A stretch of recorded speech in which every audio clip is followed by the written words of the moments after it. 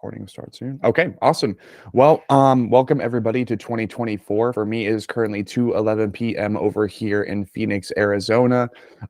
Today is going to be a different day, as our attempt will be to go ahead and get a new formula kickstarted for the Anatomy Crosscast.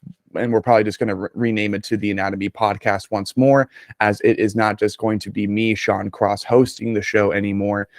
Instead, we're going to be diving into a new era of the podcast where our good friend here, Finn, also known as the Orc King on social media, we are going to attempt to navigate and get scheduled a great number of shows, including the 41 bands I currently have in queue, maybe some bands that Finn wants to get on the show, some connections that he has developed over time with certain bands, with certain artists, with certain individuals in the underground counterculture music world.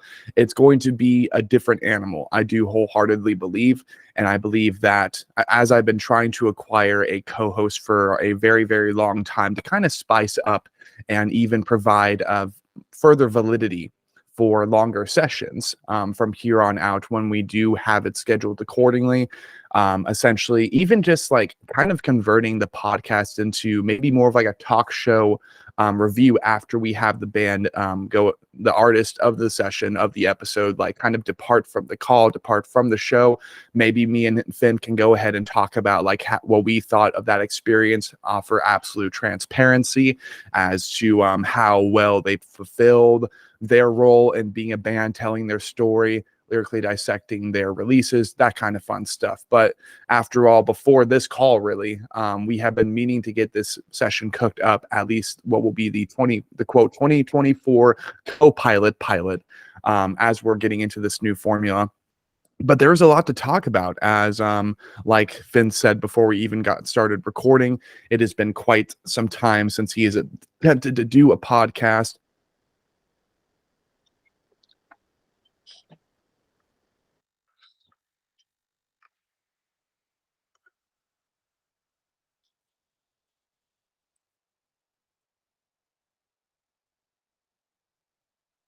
Oop, I think your mic went out, dude. I can't hear anything. All right. Are we back? Yeah, you're good. Nope. You cut out again. All right. Oh, wait. I got it. Okay. We will figure this out with time. I swear. If we don't, well, it's time to Mike, because this should be an industry standard here, people, the Shure SM7B, but even getting over to a new application, it seems to constantly be causing issues. But more or less just kind of breaking down the intro to this episode, being that Mr. Finn only has about an hour of time to spare. I will do my best to basically pluck off of him, as per formula, his history, his legacy as a musician, and basically what he's been doing, what he's been trying to do all these years. And hopefully, for what it's worth, despite what is a bigger platform on his end, how maybe by having him co-host the Anatomy podcast, as well as other things, if that will help him kind of like push forward and like, start to accomplish new milestones. Like, who knows, you know what I mean? But starting off, how are you doing, man? I'm doing all right, man. It's been a long week. Definitely had a pretty hectic work week, and just kind of trying to catch the vibe today and just trying to enjoy a little bit of downtime. I don't get a whole lot of that these days between two jobs and then the music thing being my third job. So yeah, I don't get a whole lot of spare time these days. Fair enough, man. And especially with how busy you have been. Well, I mean, more or less, we've been attempting to get this specific pilot session scheduled for quite some time now. Like I said, multiple weeks, really. We've been like, okay, let's go ahead and sit down. And then, well, because of how busy Mr. Finn is here, he hasn't really had the opportunity to sit down, whether it be with his job, with one of his creative mediums, being a tattoo artist, which, very, very incredible, very admirable. That he's in that line of work and that he's able to devote the time that he does to that, And when it isn't that, well, he has other jobs. He has the music gig that he's been trying to do for a long time. And I do wholeheartedly feel that really me and Finn here connected. We interconnected. I feel based off of what was the Mental Cruelty Vocalist Edition back when Luca first departed from Mental Cruelty a little bit after A Hill to Die Upon was released, and they were preparing to kickstart the Zweilecht, which is German for Twilight, the Zweilecht album cycle, with who would eventually be Lucas Nicolai, also from Sun Eater.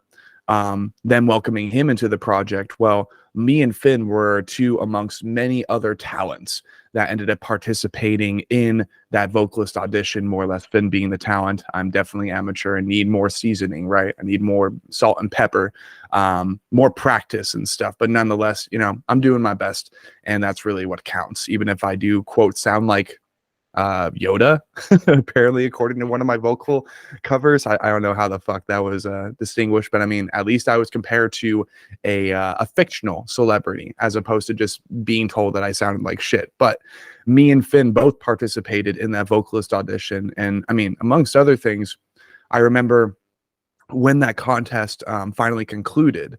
I was really cheering on Mr. Finn here, as not only did he did a vocal cover for King of Fire, but he did an album cover for the entirety of what was Mental Cruelty's last album with Unique Leader Records, A Hill to Die Upon, which was really groundbreaking for the scene at that time. If anything, starting off, like, we do intend to tell your story, and then I'll tell my story a little bit as well, as I've kind of pieced it together throughout the show. And well, this is pilot and co-pilot time, you know what I mean? But if anything, starting off, I was really looking to ask for quite a long time, like, what compelled you to go ahead and do what was a vocal cover for the entirety of A Hill to Die Upon? So I ended up doing the King of Fire audition cover within 24 hours of the post. They had posted back in, I believe it was January or February of that year, maybe March, that they were departing ways with Luca, or Luca was departing ways with them. And my manager at the time, because I had just released an EP with one of my solo projects, Execrated, and heavily involved with another band at the time, my manager had reached out to them about it, and I guess several people had reached out to them, and they finally posted, we're going to be holding this audition. So as soon as they posted that, it was the same day, I downloaded the instrumental, downloaded the lyric sheet, went straight to the studio that I had been recording at pretty frequently at that time, and knocked it out, had it mixed and mastered by the next morning, and submitted. And we had been interacting with them, between me and my manager, had been interacting with, at this time, I believe was Marvin on their page, either Marvin or Danny. And long story short, I ended up shooting them a message, didn't expect any kind of type of response, but I had gotten a response back. I'm like, I'd really like to cover another one of your songs that I really like. And I believe it was like 2 days later, they sent me a Dropbox link for that instrumental for that song. So that turned into, hey, I'm going to do this other one, because I found the instrumental on YouTube, and did that one. And they apparently were pretty impressed with it. So anytime I asked them for an instrumental, they were just like, here you go, here you go, here you go. And they just kept sending them to me. You just piece it together? Pretty much. I think it was Extermination Campaign. Extermination Campaign was one of the last ones I did. There was like 3 songs, the last 3 songs that I had left, and I think I'd made a post at the time, was like, I have 3 songs left to do this whole album. And I remember that post. Well, without hesitation, I get a fucking message from them, and it's the Dropbox links for the last 3 songs. They were like, in case you wanted to cover all of it. Unprovoked, like everything. And I've still, despite what had happened, and I was pretty sure I had the spot based on the interactions, but yeah. I mean, that just kind of goes back to counting your eggs too quick kind of thing. And long story short, despite the interactions and despite what happened, I still remain very close with Marvin. Yes. I will actually be seeing them the end of next month in Cleveland on the 22nd, and then again on the 24th in Detroit. And I will be performing King of Fire live with them. So, which, dude, I am so very excited for you. I'm jazzed for it, man. I love that song. I love that band.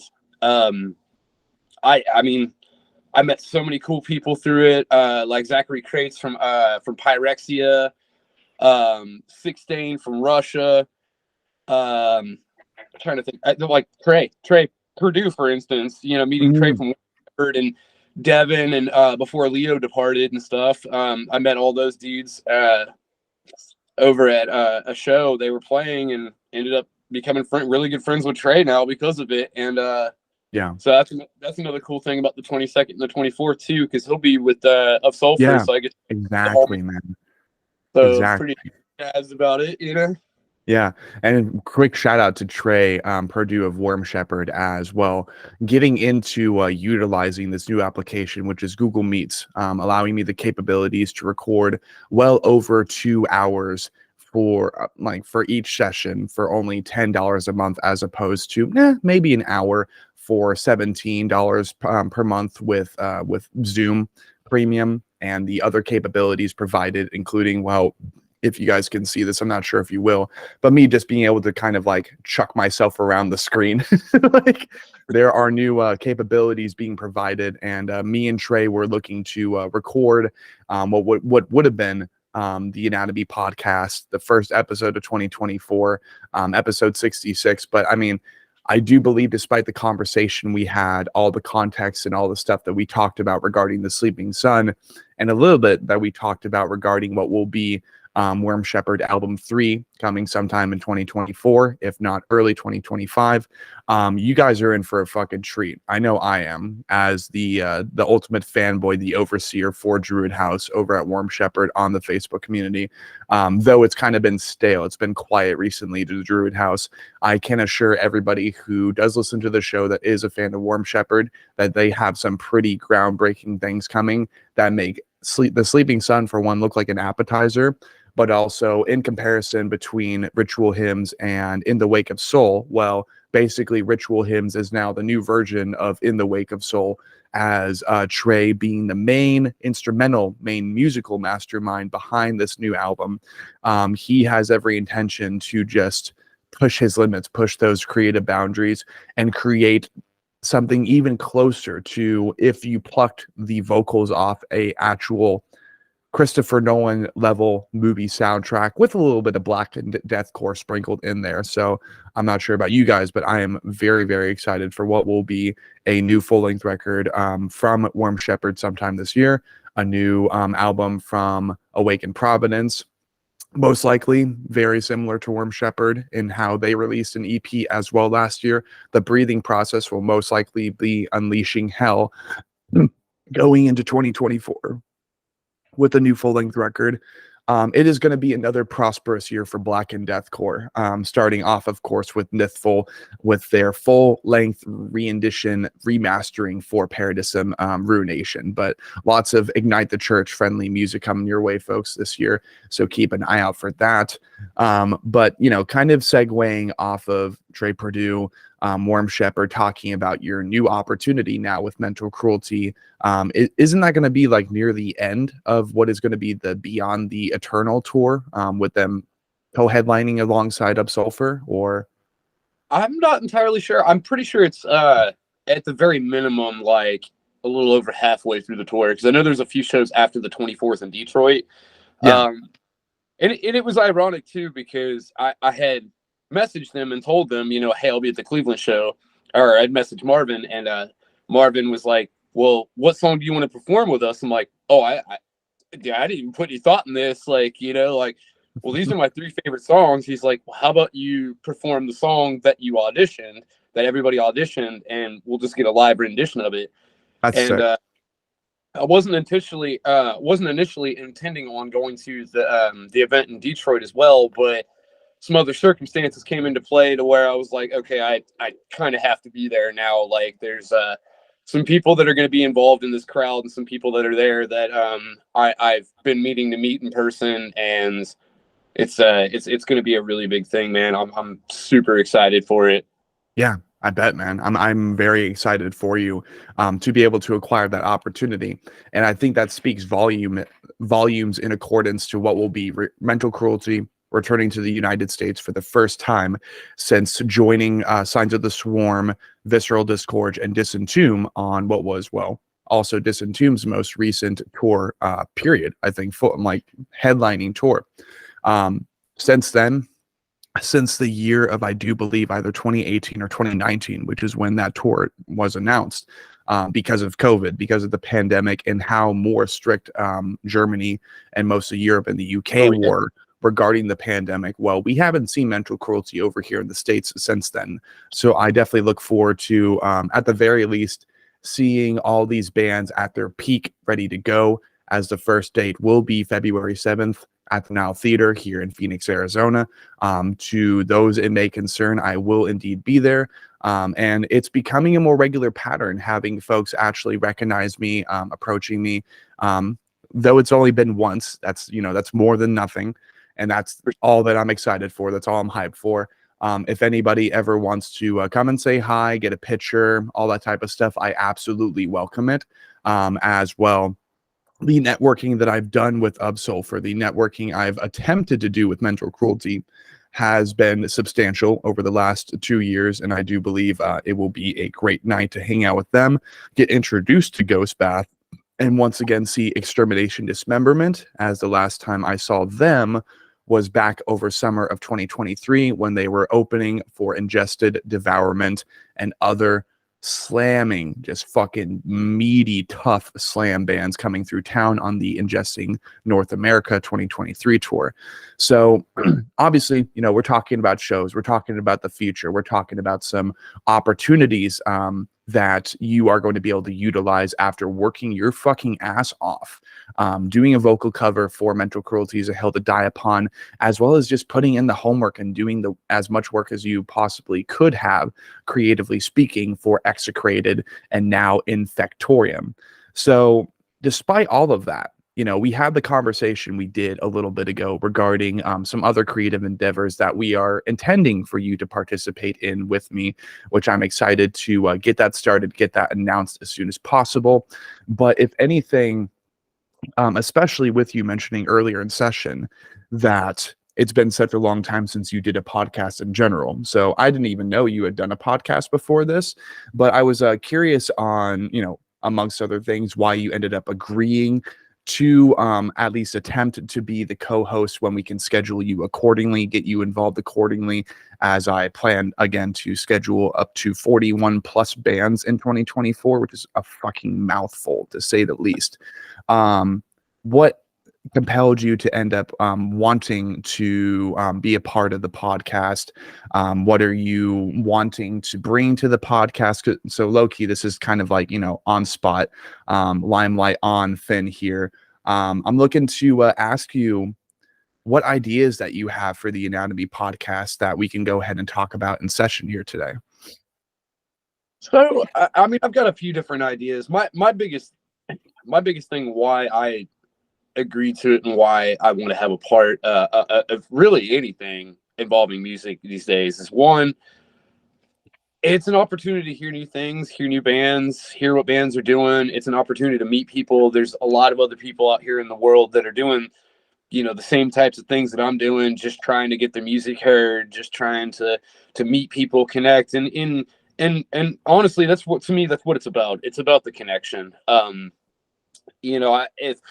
If I go the rest of my life without ever getting to tour, I mean, yeah, that would suck. But it's all about the connections, and it's about people being able to relate to the content and people being able to relate to the person behind the content, whether it be a podcast or paintings or music or what have you. At least from an artist's perspective, that's my thing. So that's why, things took a little bit of a different route for me, doing the Infectorium thing, because I just kind of come to the point where I was like, well, I'm going to do things kind of on my own terms now. And, a lot of people have messaged me about it. They're like, this is so relatable. Once I got the lyric sheet for it, this is such a relatable thing. and that's really what it comes down to, you know, people being able to relate to what you're saying, being able to express and like show new music to people, and honestly, on a personal level, to break the stigma and the stereotype, you know, that people that are, you know, in the metal scene, or people that are, you know, getting involved in the scene very heavily, or involved in music, you know, a lot of people have this stigma where they're like, oh, you know, I don't want to talk to them, I'm nervous to talk to them, you know, and I can relate to that, because I've met a lot of people, and that first initial reaction, you know, the first couple times is nerve-rattling, but it's also to break that stigma too, you know, that at the end of the day, we are people, we are just everyday average people. A lot of us still maintain second and third jobs and other things, and we're just like everyone else. We just choose to express it in a different manner. And, you know, same thing like you were saying, going to shows and people coming up and saying hi, like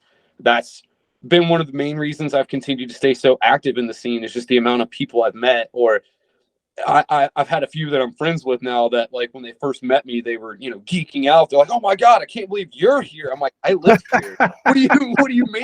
Like, I live. Did you not know I lived here? Like, you not know I lived? Yeah. I was like, I live in the city, and they were like, "Can I get a picture?" I'm like, "Of course." You know, like, I'm not, you know, it was weird the first couple of times, you know, because it was something I wasn't used to, and I was like, "Yeah, sure, man." Like, you know, like, whatever.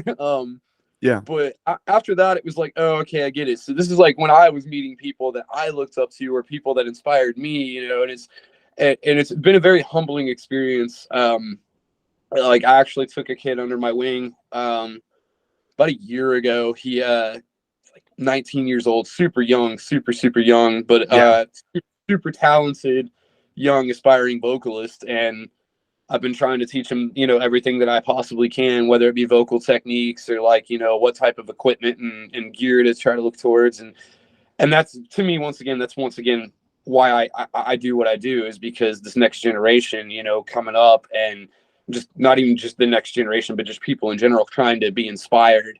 Yes. And I want to hear more, you Yes, know? exactly. And if anything, since the beginning, personally for me, when it comes to networking and making connections with other bands in the scene, of course, that is one part of developing your own platform as a YouTube content creator or a musician. Basically, anybody, anywhere, whether it be graphic artists like Kalen Stilkerman's as well. Like, you think back on near the beginning of the century when he was first getting started, or, you know, like later 2010s, and how much of a prominent figure he is now in the scene. Well, it's because of willingness and openness and open-mindedness, and being willing to collaborate. And I mean, for me, it's been kind of just talent scouting for very niche and very rememberable, very iconic, stand out musicians and bands. And that's definitely one thing that me and Trey were talking about in what was now one amongst, I think, 4 or 5 different Lost Anatomy podcast sessions. As apparently that's been an issue since the beginning, and I haven't fixed it yet, but hopefully 2024 will bring a lot more prosperous episodes. It will raise and, like, just kind of skyrocket the standards as far as how many episodes per month we're uploading, despite me working a very, very boring job away from home, 37 minutes away from home now. It's an entirely different experience. And then, you know, when I'm not doing that, when I know I need to make money, I'm door dashing, even though it's not that economically efficient, and it ends up just chunking out gas from a vehicle you have. And that's even if you have the vehicle to do that, right? It's all about applying yourself where you can, when you have the capabilities to do so. Because if you won't, somebody else will. You know what I mean? So, amongst other things, when we were having the discussion that we were regarding this and another opportunity, another situation, we're wanting to both mutually get kickstarted this year, as it has received some delays in the last couple years. And I do apologize to everybody applicable who knows what I'm talking about. If you don't, we will be discussing that here eventually, not in this session, but probably in a near future session, once we actually do have some shit to talk about. And that's also something that me and Finn have agreed upon as well. If you don't really have anything to talk about compared to what was the first effort done for this thing, right? It's like, you need to have possibly even 2 times what you were talking about before ready to go. Otherwise, well, people aren't exactly stimulated when you're like, okay, I'm doing more things for this, but it's kind of on the same level as before, despite what was more than a year now in delay. It's like, no, I have every intention. I have road maps. I have ideas carved out for this project. And I don't know, do you want to go ahead and talk about that, or would you prefer to go ahead and wait until we have like the first couple steps done regarding that process? Because like, Well, I'll tell you what. This is my take on it. It might be, it's a different kind of take on things, but I'm kind of following. I'm kind of following Century Media's playbook with this. I typically don't talk about things until I have something to show. yes, fair enough. And I'm completely done with it. For instance, like with different bands, like getting a new band member, particularly a new frontman, and I hate to say that because like every member of a band is equally an important. Yeah. But from a crowd perspective and from a fan base perspective, a good majority of that is the first person they see, the first thing that they really hear and they focus on is that front that's just like trying to captivate the crowd. But taken straight from Century Media and even Unique Leaders playbook on that, like when you have a new member particularly or something new, you don't announce anything, you don't say anything. No. They quiet until it comes out. not until there's like a new song or something like ready to go. Yeah, that's understandable. Like there it is. This is what's going on. Here's a new music video, new single. Yeah, exactly. So I do think we're both in agreement on that. And I mean, for those applicable, you probably already know what we're talking about. Shut up. Don't say anything. In due time. 2024 is definitely going to be the year that said thing is going to make exponential progress. And if it doesn't, well, I'm just going to hang it up like fucking pork in a slaughterhouse. And we're just going to leave it there. Hopefully it won't rot in a dark room, a dark, cold, wet room, but we'll see what happens. Continuing off and more or less kind of recentering on what is the Anatomy podcast. This has been my most prominent, most consistent creative effort yet. So I do look forward and I do appreciate, Finn, you deciding to go ahead and see what you can contribute, see how you can assist me and kind of bring new ideas to the table with this podcast. As I mean, on my end, like I said, I reach out to bands for fun. I talent scout for fun. So one thing I'm definitely hoping to turn this into is, despite how bigger most of even the smaller bands we've had on the show are already, next and compared to the show, it's like one thing we're planning to do is treat this more. I'm planning to treat this more as a talent scouting thing. It's like, okay, what is your band? What makes you so different from all these other bands, all these actual millions of other bands around the world on a daily basis that are starting up, as we have now reached out to Australia, New Zealand, Germany, Czech, Prague. I do believe one of our next bands is from France, so that should be pretty cool.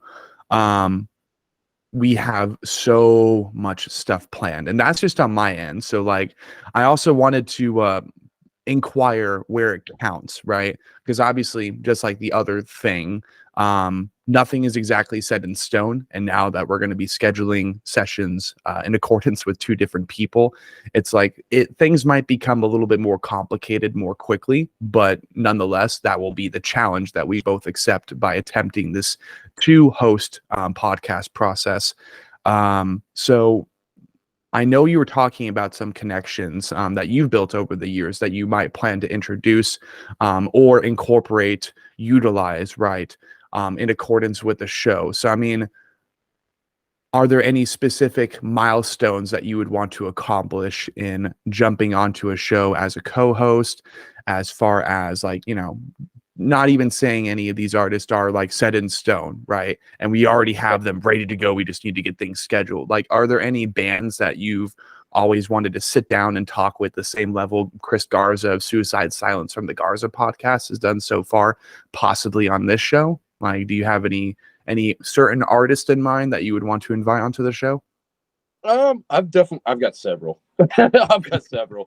I have a lot of questions, and I've been there's a lot of bands and a lot of musicians I've really wanted to speak to over the years, and kind of like just pick their brain a little bit and kind of figure out, where they draw their inspiration, and what is the most applicable thing to, what they do, and how did they develop this unique sound? How did they develop, what essentially made them who they are?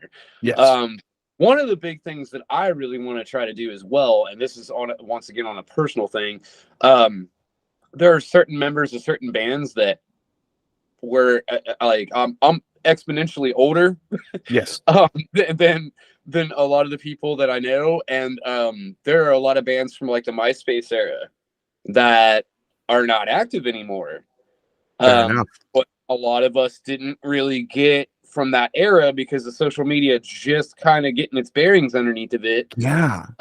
We didn't really get a lot of answers. There wasn't a lot of interviews, and if there was an interview, it was around that time frame. It was usually something that was very publicized, and it was a bigger band, or they were very on what they could say and how they could say things and like truly be themselves. So there are quite a few that I've been wanting to reach out to, that maybe the bands aren't active anymore, or maybe it's not even a thing anymore. They split up, kind of did their own thing. There are some people I would love to bring in just to kind of pick their brain a little bit. I was just talking about this last night. Somebody had asked about certain bands, that aren't really popping off anymore, or aren't really doing anything, or staying active. And if you could bring any bands back, what would it be? Like, I think my top 3 right now, that I can think of offhand. I have not heard anything from Winds of Plague in probably 15 years now. Maybe 10, 15 years. That was one. Dead to Fall, by far one of my favorite bands of all time back in the early 2000s. And All Shall Perish. And for those that don't know about All Shall Perish, that is Eddie from Suicide Silence. That is the band he was in previously to Suicide Silence. And if you haven't listened to them, please go fucking check them out, because fair enough. That era of MySpace deathcore was just chef's kiss. It was phenomenal. What a wonderful time, but those are some of the bands that, around that time frame, they just aren't around anymore. Or they're not doing anything active anymore, and a lot of us were kind of left with wondering what was going on, why.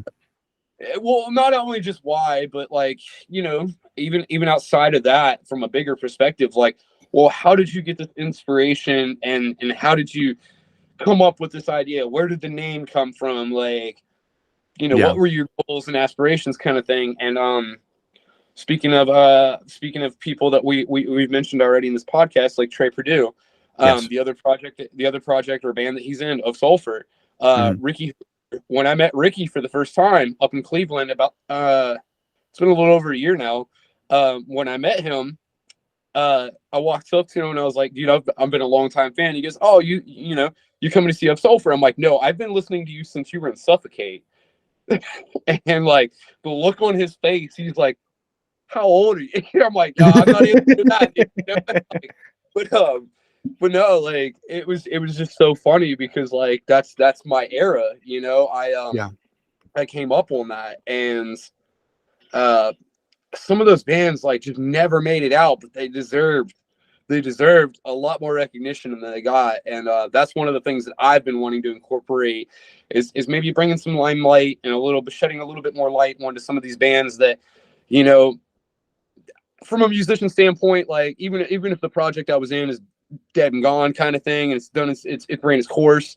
If somebody was to come back to me 10 years later or 15 years later and be like, dude, I just found your band for the first time, and this is fucking awesome, and like, like that would mean the world to me. So I can imagine the feeling and the sentiment is similar. So that's one of my goals. Oh, think your mic cut off again.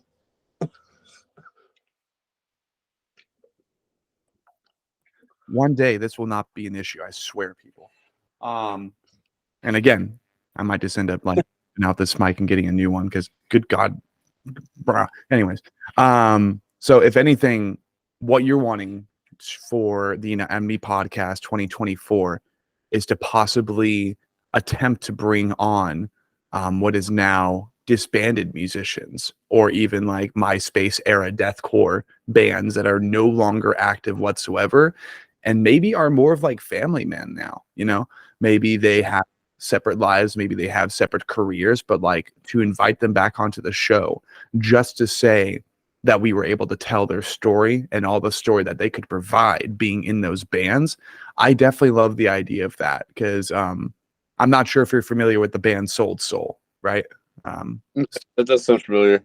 Yeah, they tried to change their name to Gnarled Horns, I do believe, back either last year or even in 2022.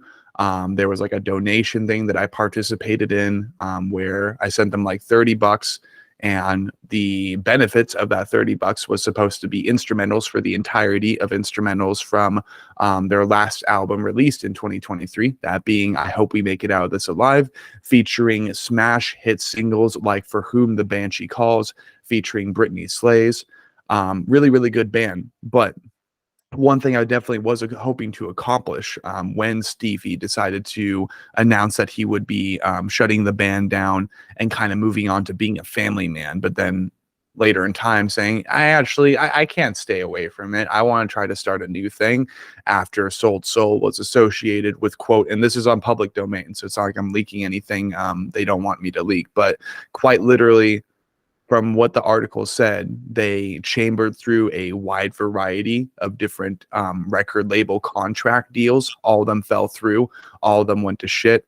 They were constantly having issues with lineup changes, I do believe, as well. And then, well, because all of that was associated with the name Soul, they wanted to disband. So I'm like, okay, well, I mean, even if you are looking to disband, why don't we have you tell the entirety of your story then as the vocalist of this band, as they were so incredibly iconic. But unfortunately, since I do believe December of 2022 to January of 2023, unfortunately, I do believe it was because of my consistency and my insistency in some regards. I do believe me and either the secondary or the primary Facebook profile account for Stevie has been blocked off. But since then, I still reminisce on what was a very iconic deathcore record that also had, amongst other things, a faster than Eminem rap feature for one of the songs, Valley of Lichens. They got a featurette for Chris Wiseman, mainly for his vocals. It featured a great number of violin pieces, orchestral pieces, and I do believe alongside albums like Shrine of Malice's Sheol, Shadow of Intense Melancholy, Lorna Shore's either Immortal or Pain Remains, but Immortal is definitely more blackened deathcore catered and definitely has that more witchy vibe. Mental Cruelty's A Hill to Die Upon, or Enterprise Earth's Luciferus. I do believe that Soul's I Hope We Get Out of This Alive was one of the peak blackened deathcore bands, as it fulfilled the formula to a T, including the album cover, which featured this great vampiric demon figure. The album cover done by an artist very much compelling, or what was the word? He excelled, there you go, in very comic book panel-esque album art, and I definitely want to hire him for a future project involving my project Blind. In regards to that comic book-esque style, I do believe I Hope We Make It Out of This Alive was one of the best black and deathcore records of all time, and therefore it only saddens me a little bit that we were not able to get Stevie onto the show, at least up until now. Maybe that will be an opportunity going into 2024 with their attempt to rebrand and name their project Gnarled Horns. I have no idea if the opportunity is still there, as the page has been, well, dead, silent since January of 2023. But to those who don't and haven't listened to the record, don't know about the band, fucking listen to it. It's peak. That was quite a rant for just one album, but there have been a couple opportunities that we've missed with the Anatomy podcast, and one thing I'm hoping to accomplish is almost an overwhelmingly massive number of different bands, artists, personalities, graphic artists, maybe even merch designers or merch distributors, as we did have Kyle Kleemiken, formerly of, what was it? Convicted Printed, now of KC Printing. I do believe it's something similar to that. But we had him on the show. We had Kaylin Stokermans on the show. So going into 2024, my personal goal is to host a lot more different personalities that interconnect with the world that we understand to be the deep underground counterculture music world, as it is a vast world just here in the United States. And well, there's a reason I expanded to and intended to expand to international means, is because, well, people are inspired by the bands here in the US, and they make even more insane projects around the world, namely Makhluk from Jakarta, Indonesia. Dude's a monster, and he does all the instrumentals, he does all the vocals, and he provided us the podcast intro. But as I have been talking for quite some time, I definitely wanted to provide Finn here some leeway, provide some commentary, and kind of we can further discuss our intentions for this year, amongst other things.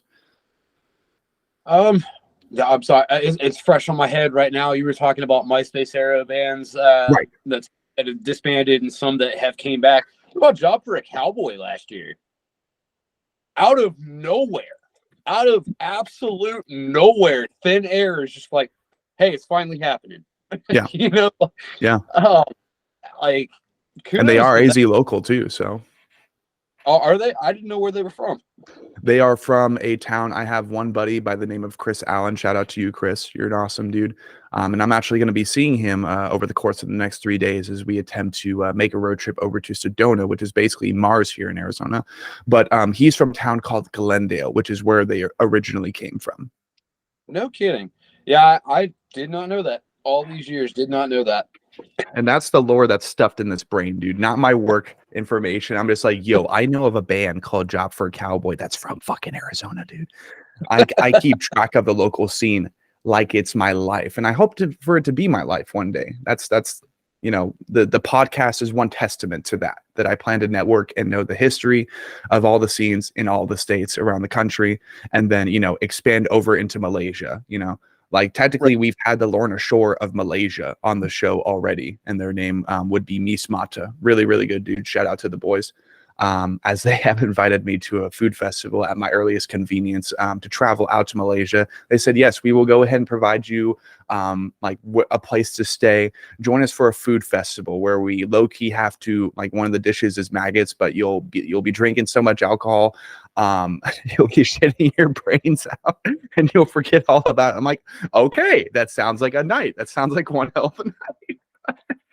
That's what I'm talking about, man. And that's definitely one thing I'm hoping to achieve as well this year, is basically turn the Anatomy podcast and get it closer to that, quote, touring the world in the name of metal. Now, of course, I've never been on a tour. I've never traveled for music. Hell, I haven't ever traveled for any job whatsoever. But I'll tell you one thing. One thing that I do hope helps distinguish this show from the rest of them, whether it be the Garza podcast, the Hardcore Keem show, any of the other active, reactive content, reactive metal content, YouTubers, whatever, is I'm hoping to tour the world and just explore the world in the name of metal, and literally just live a day in the life of these musicians from these other countries, and kind of see how their environment and how their world kind of affects their musical writing. Maybe understand that on a more intuitious level. I think that's the word. But Absolutely. Yeah, absolutely. And it's wild to me too, because I've definitely reached out. A lot of my fan base comes from Europe, a lot of people from Russia, Germany. But the thing that blows my mind, I think, the most, especially in this last year, especially me being from Ohio, you being from Arizona, yeah, it's two different states, it's two different scenes. You have two different worlds, man. Right. But my local scene, 200 stab wounds blowing up last year. Thing with Figable. like I'm friends with it. You know what I'm saying? Like I know these dudes, and like it's crazy because like you never know. Sometimes like this is one of my biggest things that I've always tried to tell people, and they're like, "Well, I want to go see this big show," and I'm like, "That's cool, but spend the $5 to $10 to go support the local show and go check those bands out because like this big band that you want to go see, your local homies could be that next person." You know what I mean? And like exactly. it feels so good to be there and support them through it all. Yes, exactly. To be a background character and to kind of like see bands grow from the very bottom and become these rising stars. Well, that's also what the Anatomy podcast has always been my attempt at doing, is being there to support bands at the very beginning, basically market and promote their shit for free, provide day one insight for their albums and EPs, and go as deep as they're comfortable with me going before it actually becomes a lobotomy of sorts as far as comfort zones. Like, yeah, I do need to schedule my next piercing while we're at it. There you go, man. And honestly, too, like now that, you know, me and you are more or less comfortable and, you know, we're getting close to an hour. What do you, if anything, before I let you go, before we go ahead and conclude what will be the 2024 co-pilot pilot for the Anatomy podcast, which we're going to be rebranding it as that is what the logo says. And the logo, we're not going to stop using it. Really good stuff done by Glorious Glorification, the same guy behind the Luciferus era Enterprise Earth logo. Carnifex's newest logo, guy's an absolute graphic art design genius. One thing I want to do is kind of provide people some insight as per the podcast formula into your own story. Like, let's learn a little bit more about who's planning from this point on to be the co-host of the Anatomy podcast. Of course, what you're willing to disclose, that is. I'm horrible at talking about myself. Like, come on. In what context? Like, what do you mean? Like, what do you want to know? Fair enough. Basically, as per the formula, we kind of what I always want to accomplish is just kind of introducing people on a more personal level to the guests that we have on the show. So with you being the Orc King, with you being Finn the Orc King, former vocalist and creative overlord for both Execrated and Infectorium, and now essentially what will be the Anatomy Podcast 2024 and other endeavors which we are both interconnected on or plan to be interconnected on. Essentially what I'm looking to do is take you back to the very beginning where everything started that you feel is relevant to your story today, whether as a tattoo artist, whether as, well, behind the scenes, someone who's able to do mechanical operations with automotive vehicles, from what I've understood. And basically like how you got started, especially with the MySpace era, deathcore and death metal stuff in mind. Like, I completely missed that era. So why don't we go ahead and take like at least 20 minutes or so, as long as you want, really, or we can speed run it through it and basically have that be a clip that we post on the podcast channel. Just crack level, just like, you know, I'm from here. I was in a band, you know, all that shit. Take us back to the beginning of how the Orc King became who he is today. Oof. Why does this feel like therapy? Well, I mean, after all, learning more about yourself, telling your story sometimes can help you dissect stuff, you know, and therefore the Anatomy podcast this time is not just really to dissect my own story, which we will do probably at the end. And I could even do this by myself because I understand you have a busy day ahead of you. You always have a busy day ahead of you. We're just trying to learn more about the guy, the secondary voice behind the dialogue of this show. So, all right, a little bit about me. I'm horrible at this. I'm gonna stay on the train of like the musical aspect of it, because that's primarily what we're focusing on now as far as the podcast goes, and I don't want to stray too far in like right field, you know, and the whole, you know, like dig a little bit too deep and, you know, drop names and stuff, because that's never our intention. We don't want the podcast to cause legal issues.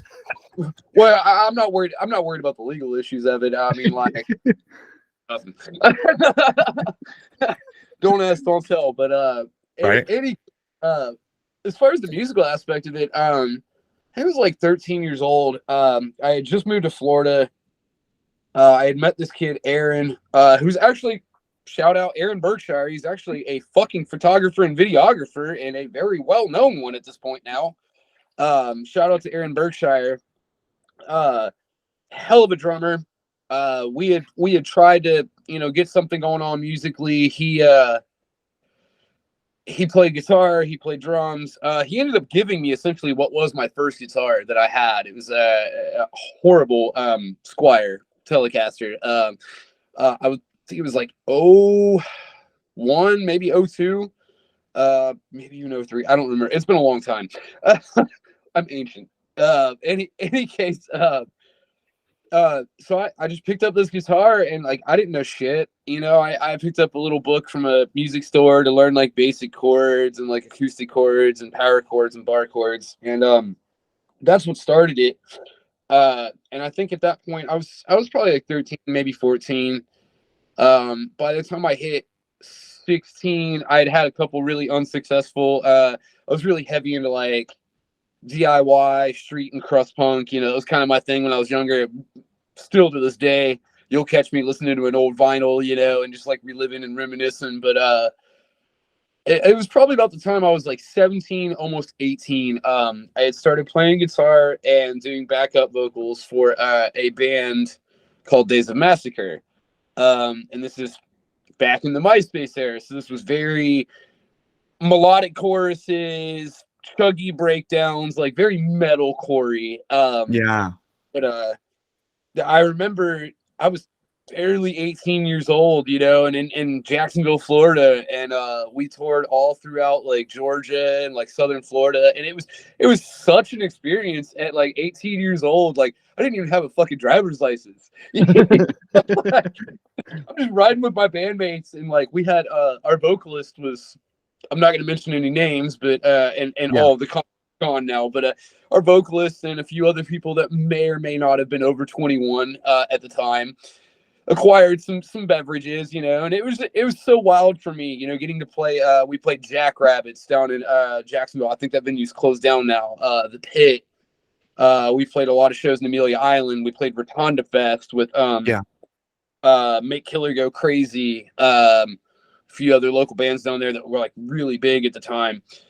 And it was a wild experience. We released a 4-song EP and had a lot of fun. And I think it was about the time I was maybe 19 and a half. Our vocalist had just had a kid and just kind of fell apart. And the vocalist left, and we decided to rebrand, and we called it Hour of Valor, and never went anywhere with it. And then for a long time, I played with a few other bands, here and there, just kind of jamming out. And pretty much my entire 20s was spent strictly focusing on tattooing. And it's funny because tattooing was only supposed to be a temporary thing. Me being in the mentality of like a rock star, for lack of better words, as people would call it. I didn't want a typical 9 to 5. I went to college. I wasted my time. It wasn't for me. Ended up tattooing. And I had already been involved in tattooing prior to, even Days of Massacre happening. I was like 17 when I had started essentially my first apprenticeship. And it was only supposed to be a temporary thing. It was like, I'll do this for a few years. It'll pay my bills until the music thing takes off. And fast forward now, I'm in my mid-30s, and I'm like, I'm still tattooing. And I'm like, hey, the music thing still hasn't taken off yet. But like, since then, like I think it was 2021 when I first started coming back into the scene musically, and I had auditioned for this group in Millersport called Beyond Abomination. Long story short, didn't work out, kind of thing. That formed into the original lineup of Execrated, which didn't work out, which turned into me doing it solo. And I did that for a long time. And then I did the Mental Cruelty auditions, and after that, I was with Forced to Rot for a little while. That ended up disbanding. Became Vocalist. Vocalist. I parted ways. We both had different aspirations and goals and what we really wanted to do. And I understand like everybody comes from a different place and how they care about things. Yes. And somewhere along the lines before Forts of Rot happened, coming into like what made me me, I had posted something around the time that I was doing the mental cruelty auditions, and I'd crack jokes. Like a buddy of mine that I do some side project stuff with from time to time is a good buddy of mine in Columbus. He'd always crack jokes. He's like, "Ben, you kind of look like an Uruk-hai. You know, you look like one of those Uruk-hai from Lord of the Rings or something." I was like, if I was a mythical creature. And I was like, "You telling me I look like an orc?" And he's like, "Yeah, kind of, man, with the septum ring and like all the face tattoos and stuff." And so I'd kind of crack jokes, and it became this huge inside joke. I'm like, you got Dickie Allen, the Goblin King, Will Ramos, the Rat King, Kyle Anderson from Random Sacrifice, the Demon King. And I was like, haha, I'm going to make it funny. I'm the Orc King now. How about that? And like, it started off as the biggest fucking joke just to be like, like, haha, I'm doing the same thing you're doing, but like, I'm just being silly. And it's and then it caught on. I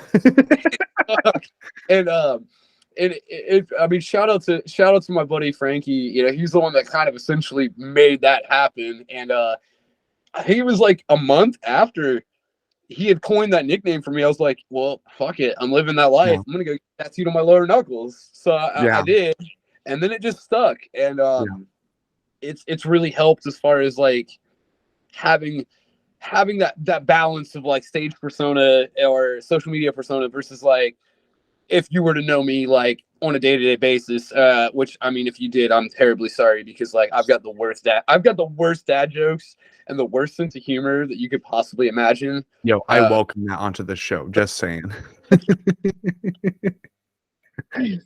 Oh man, I've got the worst pickup lines too. So if you ever want any dating advice, please don't ask me.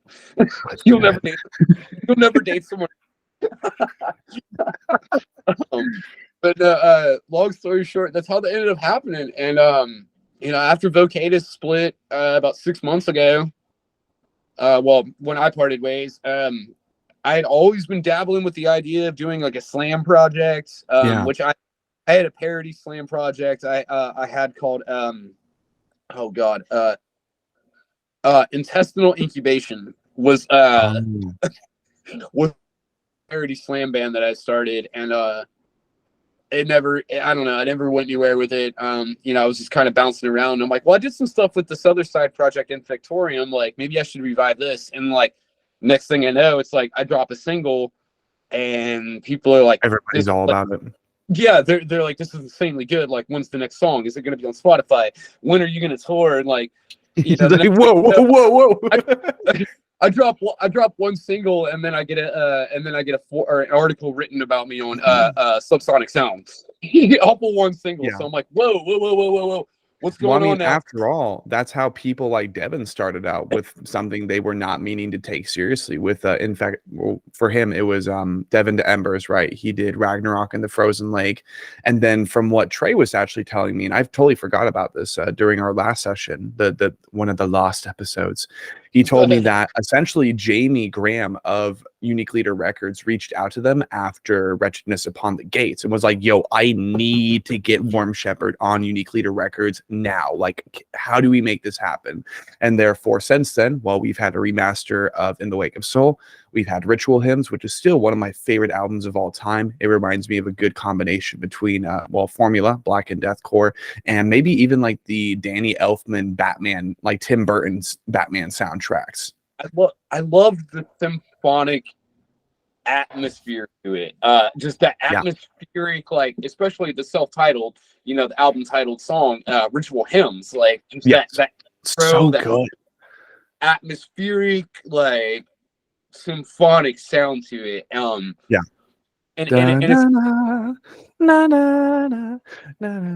it's so good. It's so good. So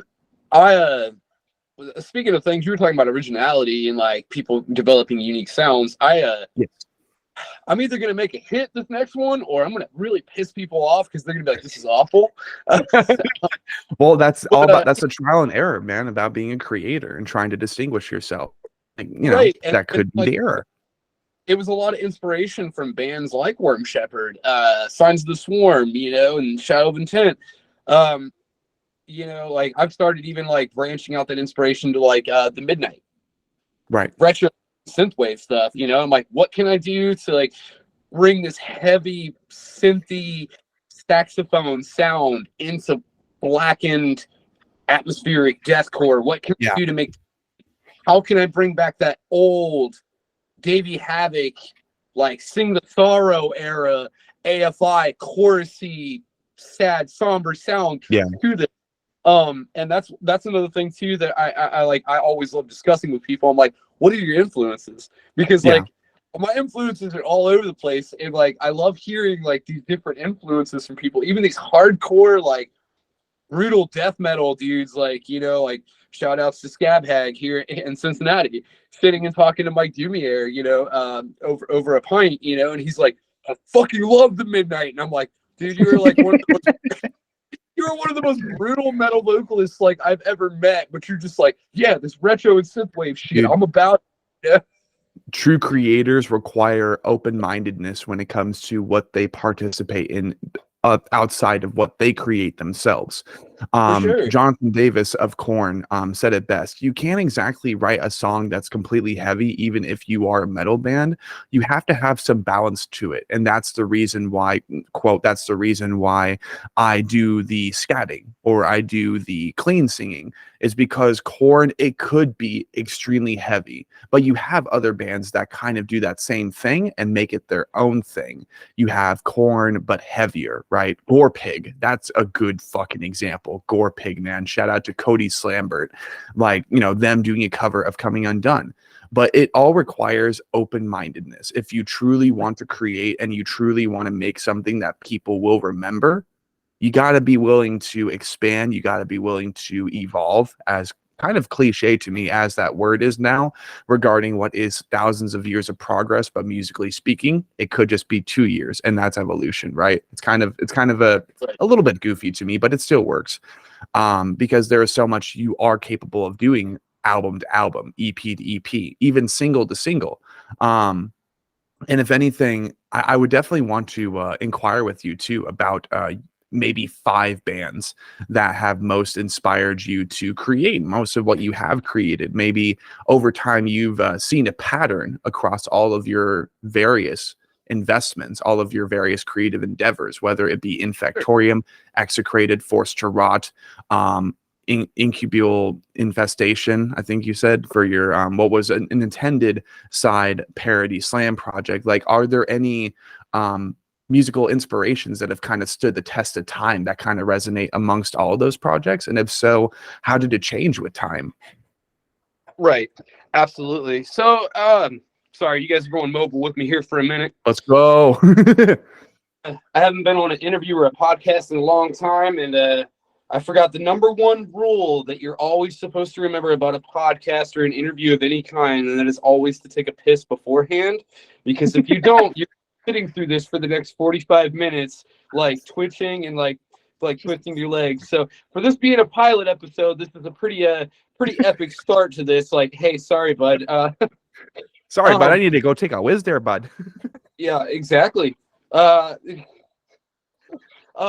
far as inspirations for like some of these side projects and stuff, and these like little parodies that I've done, or like even like things that I've done over the years that like never even got released. I've probably got like 30 to 40 songs that are unreleased at this point now, and they've just been kind of sitting in an online cache on my Dropbox, and I probably won't ever touch any of it because it's just not ready to see the light of day. Yeah. For whatever reason. With that being said, like inspirations, I guess it kind of varies depending on what sound I'm going for. Like one of my biggest inspirations, and I'm probably going to get grilled for this, to be completely honest. Sorry, still mobile. You're fine. Yeah, still mobile. Still mobile and clumsy. One of my biggest influences, and I'll probably get grilled for this because it's so mainstream. I had already been doing stuff with Execrated, and my manager had sent something off, and this was before Lorna Shore really blew up with Will. Right.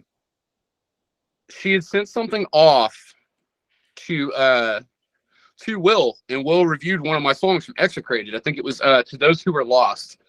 And I was already heavily influenced by his tunnels. And same with Dickie Allen, Dickie Allen's tunnels and cattle decapitation. I was already heavily influenced, and I think that was like one of the major kicks in my ass, where it was like, okay, this dude's like touring and like internationally known now, and like he's starting to blow up, and he reviewed my song and he was like, dude, I love this. Like, I absolutely love this. Like, this is fantastic. And I love how you copy the way he says it. You like, I absolutely love this. Like, that's so Will Amos, bro. So hard because he's such an animated person. Like, and if you've met him in person, like, if you've never met him in person, the videos you see online of like him just being real goofy and like that, like, golden retriever energy type person, like, that is 1000% who that dude is.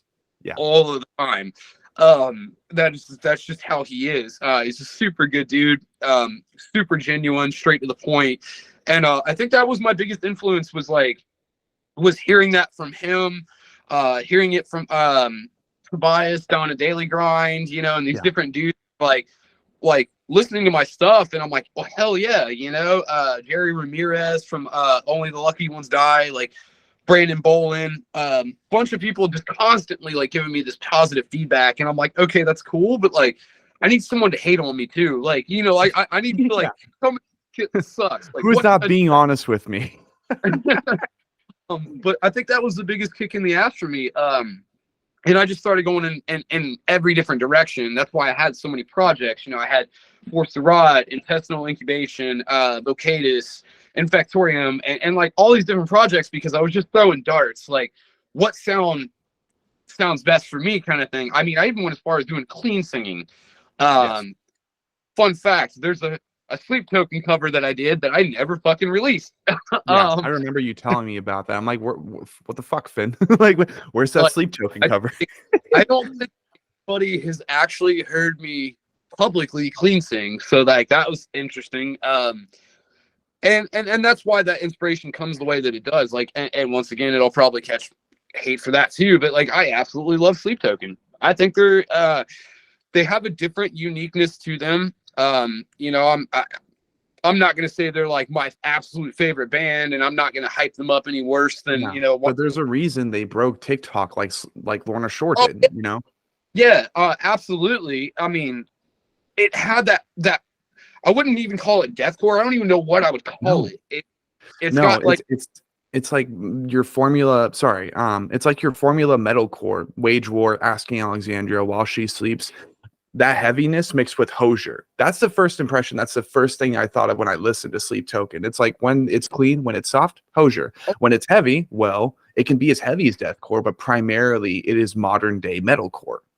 You got that little bit of Bad Omens, or like maybe like Daisy kind of vibe to it. Exactly. And I like those bands too, and that's another thing too. Like, my inspirations come from all over the place. So like when I talk to some of these hardcore, like old school elitists, I'm like, dude, like, that's why you pigeonholed yourself, because you're not willing to open yourself up to this. Like, yes, the open-mindedness, man.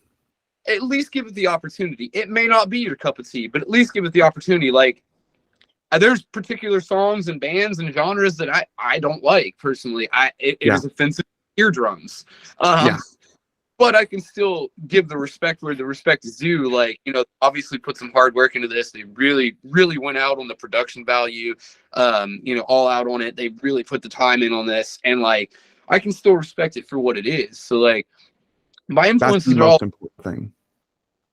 My influences are absolutely all over the place. With Intestinal Incubation, that parody slam band that I started and like never went anywhere with. I don't even know what I would classify that close to. Like maybe Analepsy. Analepsy was influenced during that time, or Gutrectomy, like that. But for the most part, most of my influences stayed relatively close to like a healthy combination of like that MySpace era influence, but a more blackened sound with it. I want to be able to. One of the things that used to drive me crazy was like when people would write lyrics back in the day and they would sound super cool, but like they didn't mean anything. Right. And like it would lack that conviction in it, like Yeah. it would lack that feeling and that emotion of just like, when I write something, I want to be able to feel it. If I perform this live, I want to be able to feel what I was writing, and I want the people that are hearing this to feel it. Whether it be like a super sad emotion or super angry emotion. Like I've had people listen to Infectorium that message me like, dude, your shit makes me angry. Every time I hear it, it just makes me mad. Like, I'm like, I'm sorry. And they're like, well, no, maybe I need to go talk about this with somebody, or maybe I need to go like hit a punching bag for an hour or something. Like, and I was like, well, that's that's how you ended up with so many beatdown and hardcore bands too. But that, as far as the influences go, that's definitely the major part of it. Hell yeah, dude. Go ahead. Yeah, no, you're good. What I can say, because like more or less, again, over time, I've provided a little bit of my personality, but I've tried not to make the podcast about me, especially after a good friend of mine was like, hey, you've been talking a lot about yourself on your podcast episodes when you're meaning to host a band and tell their story, right? Well, now it's my turn. More or less what I can say is that with everything I've created so far, which really over time, I've only had a couple of band projects that never saw the light of day. We got to this chicken scratch logo part of the band project. We got into having a lineup of people, but half of them either just wanted to be a vocalist. They wanted to be a drummer, even though they didn't know shit about either being a vocalist or a drummer. Well, over time, that all kind of fell through. It crumbled, it de-atomized per se. But one thing I can say is that musically speaking, with Blind and the one song that I have out on that project right now being Error, when I was working with Alex Savigny at the time, I can say that just like Mr. Finn just described and just explained, quite literally song by song, I pull inspiration from multiple bands, and I will even go as far as to, when I continue releasing singles and music through this project, song by song, there will be a for fans of description right below the release of the song. That way everybody understands the specific artist that ended up contributing to the stanzas, the musical structure, the composition of these songs. For Error, it was mainly Defamed, it was A Night in the Abyss, and Make Them Suffer. And mainly my favorite thing about that song so far would be that when we were in the early stages of developing that song, and before a confusion that compelled Alex to basically update any and all future song creation fees, instrumental creation fees with him from, I do believe, $250 to $400, which is understandable because I'm very confusing and very inconsistent, creatively speaking. What I always pull from that song is that the background keyboards remind me of Doctor Strange Multiverse of Madness, or even the Doctor Strange movies so far. You have, like, basically, when I listen to that song, and for example, if you pluck the 3 vocal spectrums from that song, from the song, right? And you just have what is one rhythm guitar, one bass guitar, and the drums, I can actually see Benedict Cumberbatch kind of floating into the room, maybe ready to mosh or some shit. And, just like kind of doing that number, just floating in, and, like, I don't know. There's something about the keyboards in that song that are really, really nice and really Doctor Strange-esque. And I have every intention to continue that going into the future. But lyrically speaking, Garrett Russell, specifically of Silent Planet, because of the research projects that he does for his songs, I one day hope to be a lyricist on that same level, to where almost every 3 words in the lyrical material for the songs, you can click on a various link, or you could utilize numbers, go to the bottom of the description, and it will make reference to a certain book, a certain individual I've known in my real life, or even just scenes and events in the past. I think it's really important to not only write lyrics that mean something to you in the moment, but when you're able to provide more substance, provide more depth, and basically make it to where if people are actually obsessed with your band and they it is their favorite band in the world.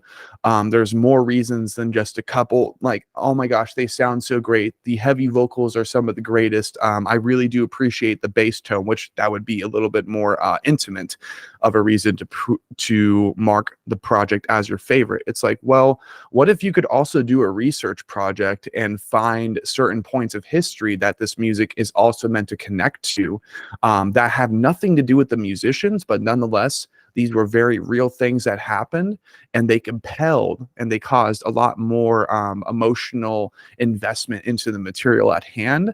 That's one goal for Blind, and for anything I do create as a lyricist, is just to make the music as much of a rabbit hole as possible. Also being that I love me some conspiracy theories, even though half of them are being revealed as true in recent times, especially U.S. federal government, local conspiracy theories. It's like, well, freaking proof is in the pudding. That's my thing, lyrically speaking. Garrett Russell, and I've met him now a couple times. I think I will be seeing him this next Sunday, when they as they are continuing their Super Bloom tour, which honestly, that album is one of my favorites of all time, because it released on my birthday and was released a year after the anniversary of them interacting with aliens and extraterrestrials, maybe even Anunnaki, after a car crash. That's enough to listen to an album for me. I'm like, what the fuck did you just say to me? What is the album about? Aliens, Anunnaki, after a car crash. Excuse me? Yeah, listen to the album.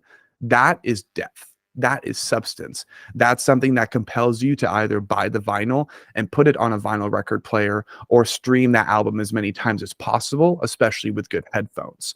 Now, yeah, like lyrically speaking, for me, that's the biggest thing. And I'm a big lyrical guy as well. Quite honestly, I'm not at all musically inclined. I barely play my bass guitar, but I've always dreamed of being a combination, musically speaking, creatively speaking, between Jonathan Davis of Korn, vocals, and Fieldy of Korn, as far as bass. Just having that, like, you know, just being able to tap the shit and dance actually on my bass guitar for Blind. That is one of my many intentions as well, because I don't want to be a frontman. I kind of, just like my real life, want to be a background character. We were mentioning earlier wanting to be there at the beginning of these growing bands' stories, going to local shows as opposed to going to these massive shows, wanting to buy tickets for Metallica or some shit. That's kind of how I parallel the experience I want to have with other musicians with my own story. Is I don't want to be the main character. I don't want to be in the forefront of even my own creations, but I want people to recognize at the very least that it isn't just, you know, the front man, the person who will be in front, leading the story, kind of like pushing you and guiding you, navigating you through the narrative at hand. It's like, no, there are other contributors. Same way a movie is not just the director, it's also the costume designers, it is the VFX designers. And, you know, you have the movie credits for a reason. Sometimes these projects have hundreds of people involved. I want there to be the same exact mindset with my own projects and my own creative endeavors going forward. But mostly with Blind and with all the music I plan to create, Make Them Suffer, Shrine of Malice, Silent Planet, Heilung, for that more kind of like culty folk aspect to the music, and then the last 10 seconds of life, just for the absolute toughness in the music that I plan to inhabit. But absolutely song by song. It could be three random ass bands. Right now for the next one, it will be mainly Xenobiotic, Ingested, Shrine, and Make Them Suffer, most likely. That will be the main inspiration. And with that in mind, I hope you guys are looking forward to a good combination between beatdown, slamming brutal death metal, deathcore, and a little bit of metalcore in there too, for the sake of ambience and to balance it out. I love the reference there to Silent Planet. I love the reference to like lyrical content and what that means, because that's a big thing for me. Like 1000%, whether I'm sending you a message that you have to decode and decipher, and a lot of times I'll do shit that's cryptic like that, and people won't get it away, and so they've heard it a couple times and then they break it down. But I think the biggest thing for me, from a musician standpoint, especially like a lyricist, is one of my biggest influences lyrically is actually just two songs. It's the same band, but it's two songs that really stood out to me. when I was going through some rough patches in life, you know, and you know, The Ghost Inside, listening to Aftermath. That was right after that nasty wreck that they had out in Texas, you know, and Death Grip. There's just something empowering about that. Like, whether you're like just cleaning your house or taking a shower and getting ready, or you're at the gym, just like, you know, shredding it, you know, and like that song comes, you're just like, ugh, you know, like you just, and then if you, like, yeah, like, dude, especially if you understand the context behind that one song, it's like things could be a lot worse right now. Well, I wouldn't say necessarily that like that's my take from it. Like, everybody has a different take on things, and that's the wonderful thing. Human mind is like the matter of perception and how people perceive things. But like, my biggest thing is like, I want to create things that are relatable, but I also want to create things that make people feel empowered. Like, whoa, dude, that was really fucked up, and I went through some fucked up shit, but like, look at what this person right now with that, you know, and like being transition that energy from like a negative to a positive, or at the very minimum a negative to a neutral, to where it's just like take it kind of thing. And like, that's been one of my biggest influences. And it doesn't matter what band it is, if I hear it and I can hear that emotion in it, I'm like, yeah, like that line resonates with me so much. And I haven't ever seen them live. I've always missed them anytime they've been around, and I hate it. But that line, I don't have it in me to accept defeat, I triumph over tragedy. That shit resonates with me so heavily. And that's one of the things that I feel like makes or breaks a band nowadays, is like, have the conviction in what you're saying, mean what you say, have that emotion in it, because people are going to be able to feel that. People are going to be able to feel like, you brought up Jonathan Davis a couple times. Some of the songs that he's written, I watched them. I had the pleasure of watching them in 2005. Wow. Yeah. And he had a mental breakdown on stage. Over one of the songs, and it's like, you knew in that moment, it's like, oh, this shit's real. Like, this is for real right now. Like, this is something this dude went through, wrote about, and is getting it out. And it's such an intimate moment, because like, from a fan to a musician standpoint, or musician to a fan standpoint, like, you want to be able to connect on both different aspects of it, because I've connected in both ways. You want to know that what this person is telling you through a song or artwork or what have you is true, and you want to know that it's a feeling, and like, to be able to have that mental and emotional connection on that is so, it's powerful. That's why we have so many influencers nowadays, because people resonate with people's words. And I think that's a very important thing, because especially being an influencer, like, you have the power to put it out there, what you want to do and how you want people to perceive things, and how you be. And I think that's super important to bear in mind.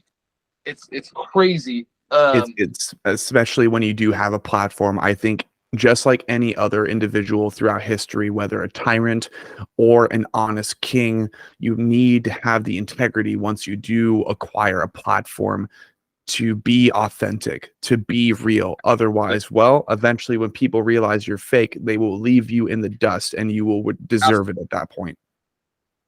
Absolutely. And I think that's so important. It's so wild to me. Like, I couldn't imagine, from a musician standpoint and a lyricist, I couldn't imagine writing something that was empty and filler. Like, I imagine everything that I've written, and a lot of people I've worked with, you know, whether it be collabs or features, like, it's such a personal and intimate thing.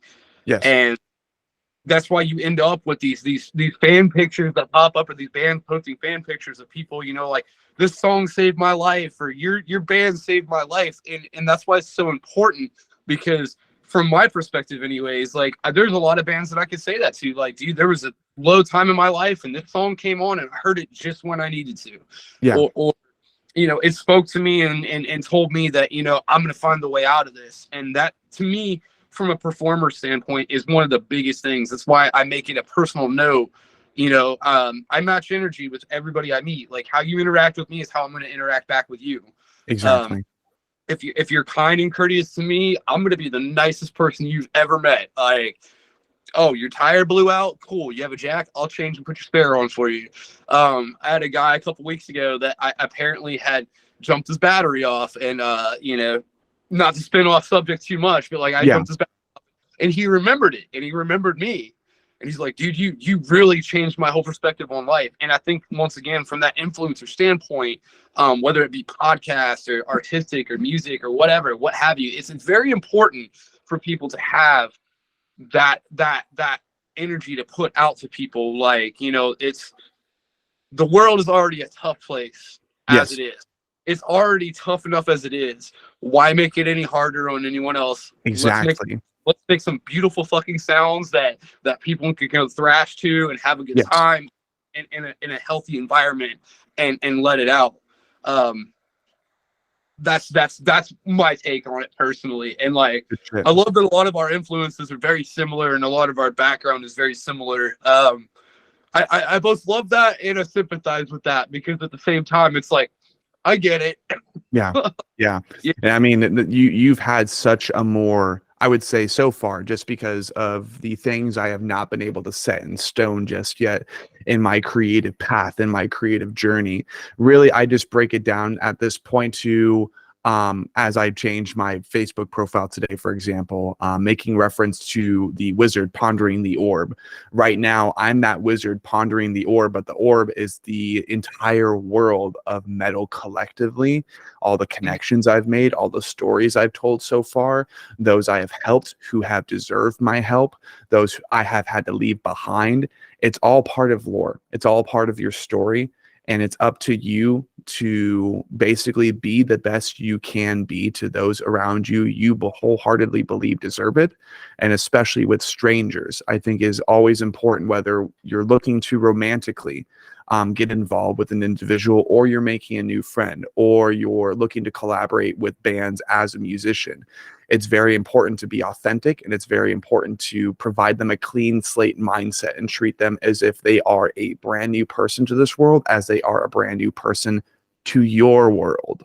That's always been important to me in recent years. And again, yeah, I agree. I'm very, very excited that you and me are on very, very similar mindsets as far as integrity, morale, conviction, and just wanting to get shit done, but also talk with musicians around the world, tell their stories this year, make new things happen. I'm definitely looking forward to it. Currently for me, it is 3:38 p.m.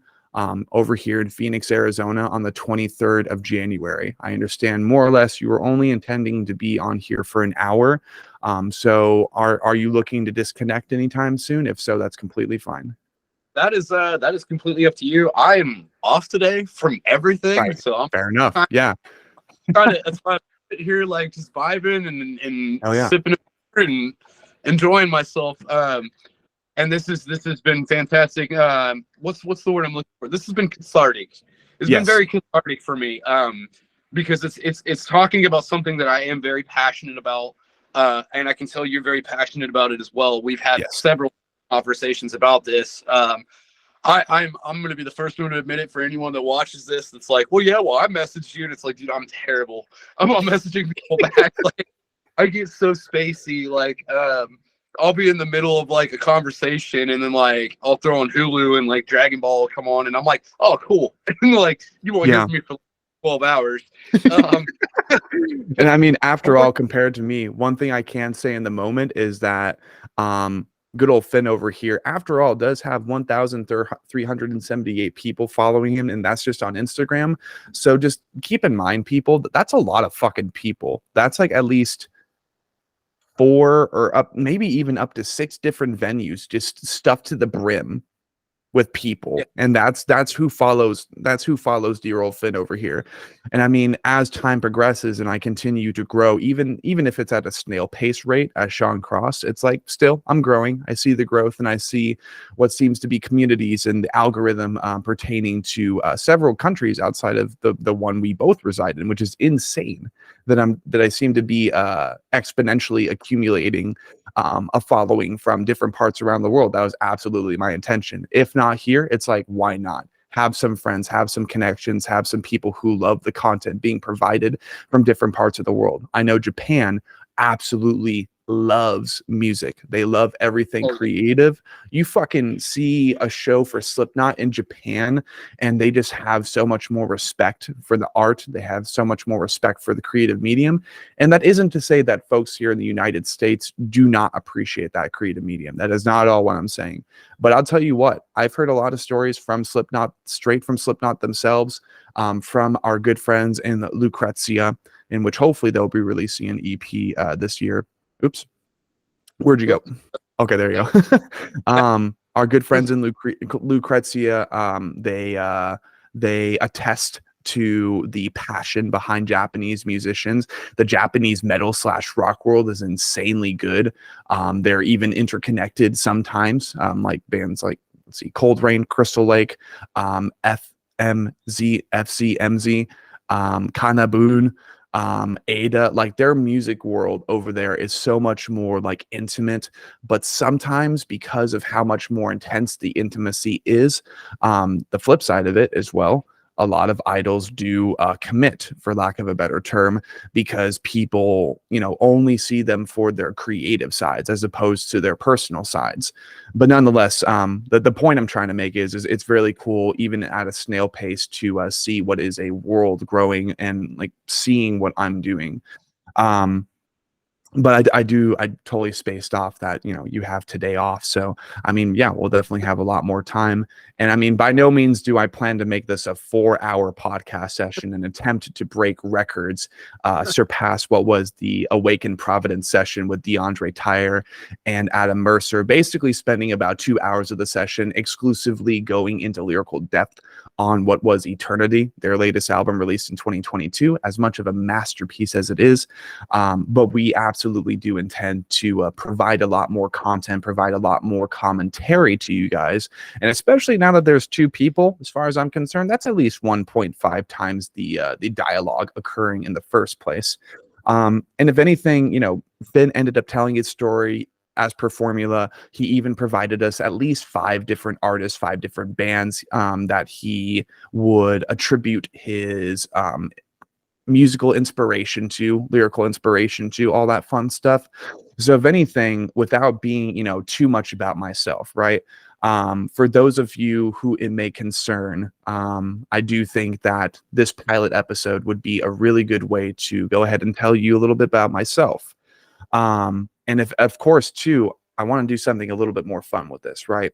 As we are going to both be hosts of this show.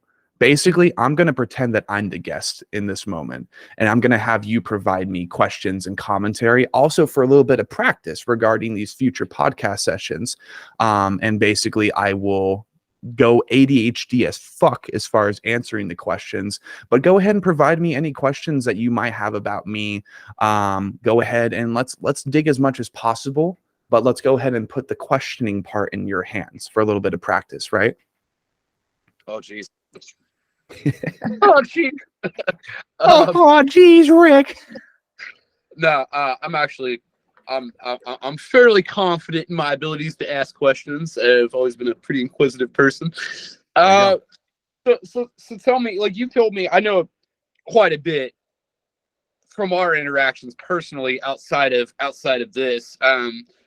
But anybody that's tuning in obviously has no idea for the most part, unless they've watched anything or they've gotten on a more intimate level of conversations. But tell me a little bit about your influences, whether it be musical or certain life events maybe, or something, if you're comfortable talking about it, or things that like have drawn that influence and inspiration to create the way that you have created, both lyrically, musically.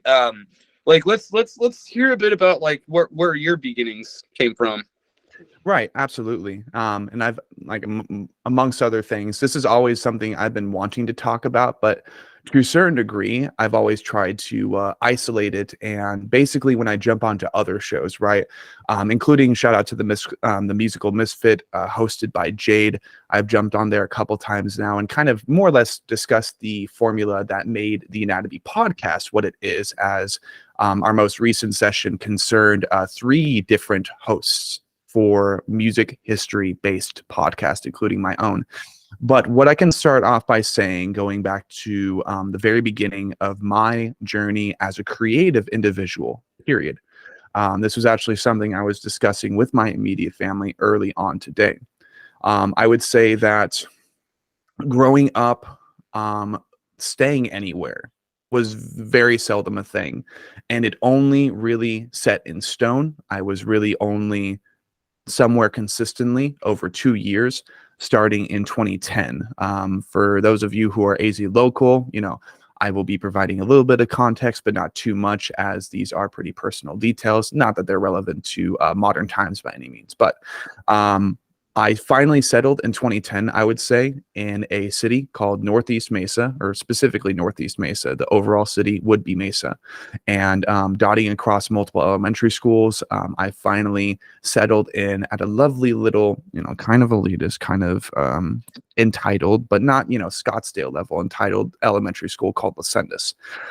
There, being that I was high functioning autistic and have always been high functioning autistic at a very early age, I would even go as deep as saying up until the age of 5, I didn't actually properly communicate other than by shapes and colors, but I did break that boundary eventually. Creatively speaking, though, I would say everything started with actually what was a 3 books worth of a sci-fi fantasy novel that I created back in the day called Creatures and Cryptids. This was inspired by How to Train Your Dragon, The Chronicles of Narnia, Percy Jackson, and various other fantasy blockbusters and franchises regularly releasing at the time. I was raised on Star Wars. I was raised on Disney, but mostly the creative stuff definitely started with Creatures and Cryptids. As in elementary school, being invested into those franchises already, I wanted to create my own story. And I can easily say that in the year of 2024, I am just only providing a loose reboot of that novel franchise. After all, 3 books worth of content, and I decided to throw them away because, well, at the time I had not read a single book. So that's really where I would say everything started, creatively speaking. And musically speaking, my mom attempted to raise me on bands, iconic starter kit counterculture rock metal bands like Pantera, Alice in Chains, Creedence, Water Festival, something like that. Very close to that. Basically the grunge era, right? And when it wasn't that, it was Guns N' Roses. When it wasn't that, it was a little sprinkle of George Strait. But getting actual friends and having somewhere where I stayed longer than a year or two, I can say that I finally was introduced to pop. Which was cancerous from the very get-go. I knew I didn't like it, but because everybody else around me absolutely had no idea of any rock artist, metal artist that they consistently listened to, because, well, it was a pretty prominently Mormon neighborhood, and a rich Mormon neighborhood at that, still is. It was mainly Tayo Cruz, Katy Perry, Hot Shell Ray, Avril Lavigne, and other artists. By the time I had graduated elementary, I immediately knew that I did not give a shit about pop, as basically I only listened to it when I was at the graduation party for the elementary school, and I was attempting to dance to music I really didn't care about. I didn't feel the soul in it whatsoever. Getting into junior high, I can attest to saying that I really started my musical journey that leads up to today with EDM. I had a dubstep phase, as everybody did at the time, with prominent artists like Skrillex, Cruella. Let's see. There was Headhunters. There was Knife Party, but Deadmau5 and Skrillex ended up standing out the most to me at the time. Once I got into junior high, I found myself in the Weirdos Club, consistent of early on, with no money, resources, no financial resources, attempted furries, attempted emos, attempted metalheads. And I found an affinity with all of them with Anime Club. That's how I got into anime, my first ever anime, also pertaining to what will be events in the near future, was Soul Eater. So if that doesn't scream something to what will be eventually on Blind Without Our Failures discography, I don't know what will. Basically, I've spoiled what the lyrical content will be themed off of for a major project, very similar in intention on paper to Brand of Sacrifice's Lifeblood. Instead, it's not going to be themed after Berserk, but instead Soul Eater. So boom, there's one of the biggest efforts that I plan to do with Blind. It will be a Soul Eater themed album as well as a Fire Force themed album. And I hope that as time progresses and Blind becomes more relevant, we're able to create more stuff for that project, or I am per se. I do hope that we are able to accomplish a great many things with those two records on the sidelines from major primary albums with a little bit more intimacy and personal emotional depth. So in junior high, I would say it was dubstep, it was EDM, but I was told along the way, Skrillex, Sonny Moore, right? He used to be in a band called From First to Last. I cannot claim and state that I was prominently listening to From First to Last after being introduced to all these EDM artists, but dubstep was hot at the time. It was the greatest thing in the world. Bangarang was very prominent. Everybody was listening to it. You heard it in cars everywhere. And quite unfortunately, soon after that, especially after Skrillex's album Recess in 2014, featuring a great many singles, well, he kind of fell off and he didn't create another full-length album, and in fact, any major releases other than collaborations through Jack U, which was him and Diplo. He didn't create anything until 2023 when he released two albums, one being Quest for Fire, the other one being, I forgot the name, but it has a porcupine on the front. So he released two full-length albums after so long last year, for anybody who didn't know.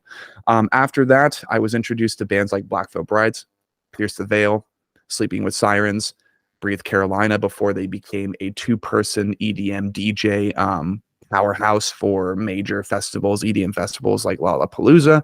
I was into Asking Alexandria at the time, but I remember one of my friends, her first name is Hope. I'm not going to be disclosing her last name though to protect her privacy.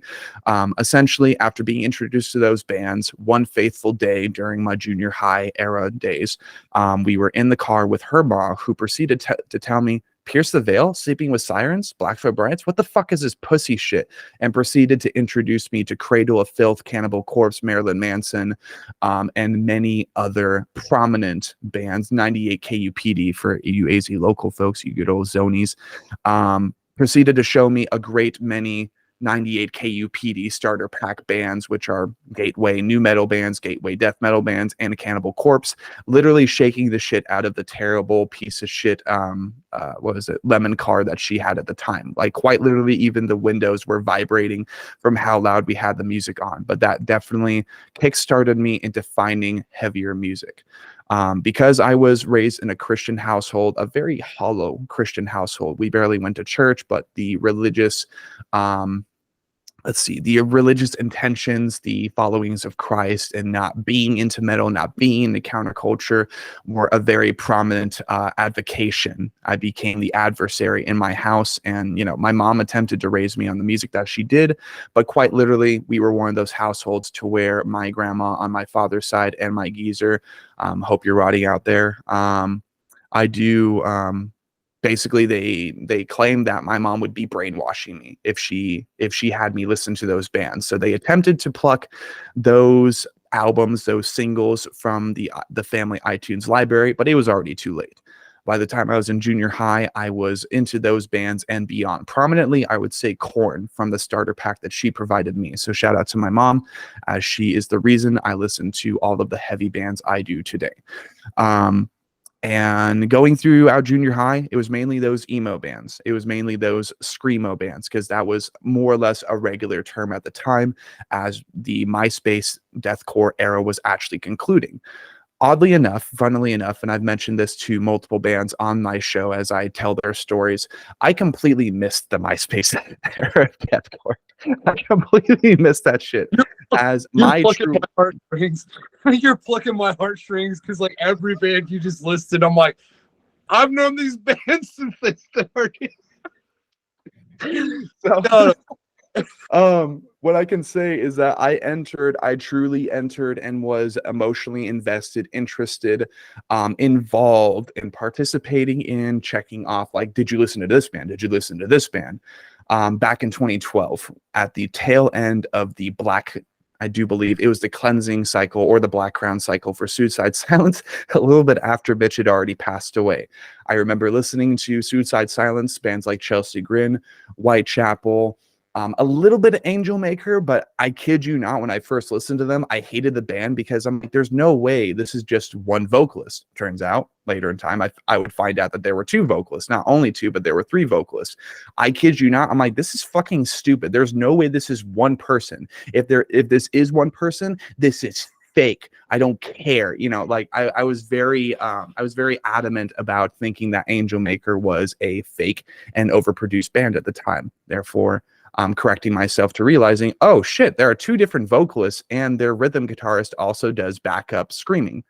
I would find that out later in time and would look back on it thinking myself to be such a fucking moron for really thinking there was only one vocalist when there were obviously two very different distinguishable vocal spectrums. But when it comes to all the music relevant to today, that being bands like Wage War, which was really my beginning in carving out my vocal spectrum. I'm not even kidding you, because I didn't have the money to do it at the time. I remember my first digital album, my first physical album that I ever bought was actually Wage War's Dead Weight, released in 2016 or 17, in which quite literally since then I have been lyrically obsessed with that band. And I kid you not, I know the lyrics to every single song on their discography and regularly practiced it, both with the heavy vocal spectrum and the higher, more like whiny, like, you know, clean spectrum that Cody Keasted did. And that band is really what I would say helped me carve out my vocal spectrum, as eventually with practice and basically scaring the shit out of everybody in the neighborhood I was living in at the time, screaming my heart out, and actually moving across different locations over the years, being confronted, being approached by people, them asking if I was mentally okay. One of them, literally when I was screaming inside of a tunnel underneath the street over in Gilbert off of Val Vista, more specifically, a little bit past Baseline, I remember and I recall a woman and her dog looking under the bridge to find me, just screaming my heart out, looking like a crackhead. And she legitimately thought that I had lost track and was lost and had separated from an autistic foster client supervisor. Like, they're like, are you okay? Do I need to call somebody? Like, you know, do you need to be somewhere? Are you lost? Because I was screaming my heart out under a bridge. But to Wage War, to Fire from the Gods, to Beartooth, as I was trying to continue over time to compress my vocal spectrums and become more raw, become more heavy, but allow myself that leeway to not be so choked up actually over time by forcing my vocal cords, right? We all dealt with that at some point as heavy vocalists. For those who may concern, shout out to all my heavy vocalists out there, including Tony Slam, who listens to the Anatomy podcast. It was fucking rough for a long time, but I continued pushing. And I would say up until, because I mean, there were a lot of spots in that story that I kind of missed, but more or less, I learned how to do heavy vocals because of Wage War. I learned how to do kind of my lullaby tone from listening to Cody Keasted of Wage War as well. So Wage War is probably one of the most important bands in my story, as I quite literally know the lyrics to most of their albums at this point. And if you play them in the car, well, I could pull some heavy vocals karaoke with a bottle of water or two. I do apologize. That was a lot of context. That was a lot of commentary provided. That was awesome. You just gave me so many like memorable flashbacks of my life. Like, you brought up Suicide Silence and brought up Mitch, which reminded me, like, one of the questions I've always wanted to ask, like, anybody I meet is like, what was your first major influential show? And from mine, 2007. I'll go ahead and tell mine for the record. 2007, and then in 2008, there was two of them. So 2007, huge fan of Bury Your Dead. Still am to this day. Fucking love that band. They were headlining a show at the Imperial in Jacksonville, Florida. Their opening co-headlining, if you will, that was on tour with them, their touring band with them, was Suicide Silence with Mitch in 07. It was right after The Cleansing was released. It was still in that like MySpace skitcore era where that entire EP was nothing but Family Guy clips. Yeah. Yeah. So I got to see that live, and I got to meet Mitch live in 07. And like, that's been one of probably my most memorable things. And going back to, you mentioned Angel Maker, which reminded me of another band that, like around that era that was super huge. I saw in 08 with the Acacia Strain, the Dominor Anatomy, Despised Icon. Yes. Okay. Fucking love that band. And it's just like you start rattling these bands off, and I'm like, God, I've been around since some of these bands first started. I remember when their MySpace page just started, they had like 2 friends on it. Like, God, I feel like older than I'm 3 days older than dirt at this point now. So well, it's funny, you know. Yeah. As far as I can go ahead and show you guys this actually on stream, which is pretty sick. I'm not sure if it will show pretty well. So that ticket right there, that concert ticket, was from my first ever show ever, and that was to see Breathe Carolina. Again, before they became a 2-person EDM DJ gig. That was my first ever show, and I'm so proud that I still managed to keep that concert ticket intact. That was the beginning, and that was back in 2014 when they released their final album, namely through Fearless Records, called Savages, which was a really, really good combination between, you know, kind of metalcore, not too much screaming, except for the feature Danny Worsnop of Asking Alexandria did with them at the time, before he would soon after depart from Asking Alexandria after releasing moving on with them due to, well, alcoholism, him being a very, very regular drunk on tour. That album is probably one of my favorites of all time. I still need to get it on vinyl. But other than the Breathe Carolina show, that being my first, and getting the ticket signed by the entirety of the band before, well, they stopped being a band, which is really cool. I think as far as like favorite shows, favorite concerts since then, the Holy Hell tour with Architects, Thy Art is War, Thy Art is Murder, and While She Sleeps. That show, that Holy Hell tour back in 2018, and seeing that at one of the best venues other than a full-fledged amphitheater here in Phoenix, was probably one of my favorite shows of all time, simply because seeing Lawrence of While She Sleeps as the opening band, him scaling the scaffolding in the concert venue, literally hanging from the ceiling, and just like singing the songs that they did, doing the exact same things that they did in their music videos, when, well, in most situations, like security would probably tear you down from the scaffolding, or maybe you'd be too tired to do something like that on a regular daily basis. Nah. They opened the show by doing that. I think he actually climbed up onto the balcony and then jumped into the fucking crowd from the top, which was insane. And in other situations, very, very dangerous if you didn't have a full sea of people ready to make sure he doesn't smack the pavement. There was that. There was the Enterprise Earth / Lorna Shore 2019 tour with Within Destruction and Body Snatcher opening up the tour, in which that is when I got to meet one CJ McCreary. Like, despite the reputation he has devolved for himself in recent times, that was a great opportunity, as that was the very first VIP I purchased, and the VIP was only $35 with a ticket for what was a limited edition tour t-shirt that I then turned into a tank top custom dyed, and proceeded to give to a woman that would never talk to me the day after I actually gave her the custom dyed limited edition tank top that was also there was also like glow in the dark fabric paint put on it, so it was custom dyed and it was glow in the dark. Motherfucker, like, I was so pissed when this person proceeded not to talk to me for like the rest of the time and space afterwards, and she had never fucking listened to the bands before. But I'm like, yeah, I mean, you know, we seem to be hitting it off pretty well, so if you want, here's like one of my favorite shirts of all time. And then she proceeded to never talk to me again. That was fun. There was that. There was the Disentomb tour that I actually mentioned earlier in session, with Signs of the Swarm, Mental Cruelty, and Visceral Disgorge, and an opening act, I do believe, at the time. That was my favorite show, because the show during the entirety of the Vital Deprivation cycle, this is that mic. So this was the mic used in the music videos for, what is it? Malformed Dissonance or something like that. Malevolent Enslavement. This is the same mic in that music video. This is the same mic that Mr. David Simonich III used during the entirety of that tour. This was also the mic that he used that night when me and him bounced back and forth on Cesspool of Ignorance.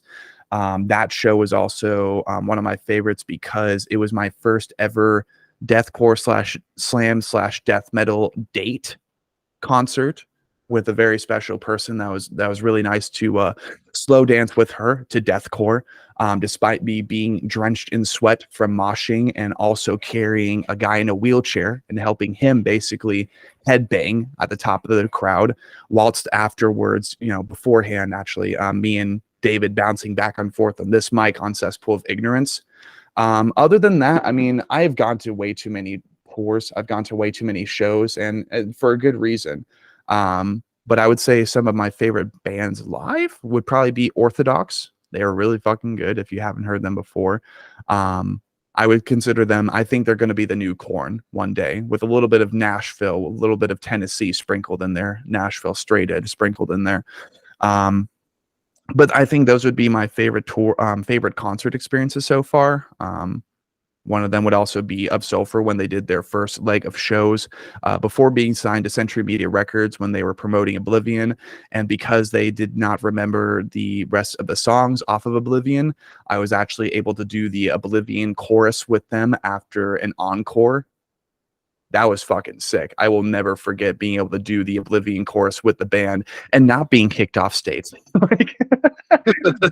That was really fun. And like even the security guy was like, "Oh yeah, go ahead." And even Ricky Hoover himself was like, "Man, we had some pretty sick vocals up here tonight." I'm like, "Stop it." It was a flex, and that's something I will constantly remember. As it was also me having absolutely non-metal heads, like basically Swifties, take me there with them. I paid for their ticket and they got fucking traumatized by seeing these bands live. But at the end of the night, I was able to have that experience. I will never forget that shit. Shout out to the boys in Of Sulfur once more. I don't know, like obviously there's a lot to talk about between us, and we got more than enough time, but definitely don't want to take too much of your time. So I guess kind of bouncing off of like my favorite concerts and my favorite live experiences, what are some of yours over time? Well, I've had a few that were really cool. So part like the Ohio scene is really big. So like part of my favorite part of like I want to see live shows, like there's a local band here, Domestic Terror, that I'm really close with. Getting to go see them, introducing people to them, getting to do guest vocals with them is really cool. I've gotten to do guest vocals with them a handful of times. It's been a really fun experience. Samara is another really, really cool local band. I saw them for the first time live when they were the local opener for Brand of Sacrifice at Scully's. Okay. It was the first Brand of Sacrifice live, and at that time, Lifeblood was like just starting to pop off. Oh my god, dude, it was such an experience. Part of my favorite experiences that I've gotten though, I got to meet the dudes from Inferi. That was cool. I've hung out with David Simonich before after a Signs of the Swarm show. David's a super nice fucking guy. Super duper duper nice. Not going to go into super duper details about like certain things, but I've also got to hang out with the dudes from Volvadania on their tour bus. I had been in contact with them about loaning a mic to them when they were touring the US, and I guess something had happened with their SM58 they had. So, of course, when I show up and I'm like, here's the mic, they're like, fucking king, like they're so excited. So I ended up partying with them for a little bit. Super, super, super nice fucking people. I think the thing that really sticks out the most, though, in recent events, like bigger shows, like the local shows are always something special. Like, and if you're not a part of the Cincy scene, like you wouldn't get it. You'd have to see. There's just a different energy. But as far as the bigger shows, it's probably Chaos and Carnage of not last year, but the year before. And that was for a couple reasons. One, it was the first time I've ever got to see Carnifex live, which was fucking phenomenal. I've been in Carnifex since like 07, 08. Never got to see them. Same with Chelsea Grin. Never got to see them. And I've been a fan since like Alex Kohler era. So since their EP. once again 2 days older than Derek. Been around for a while. And in later years, I've made friends with Tom Barber, so that's cool. Like now I'll get to see like awesome, dude. two people, you know, the band and him that I've been wanting to really see again. But I think the biggest memorable moment was probably Chaos and Carnage 2 years ago. One, because of Carnifex. Two, I got to see Suicide Silence with Eddie, which was the first time I've seen them since Mitch had died. Yes.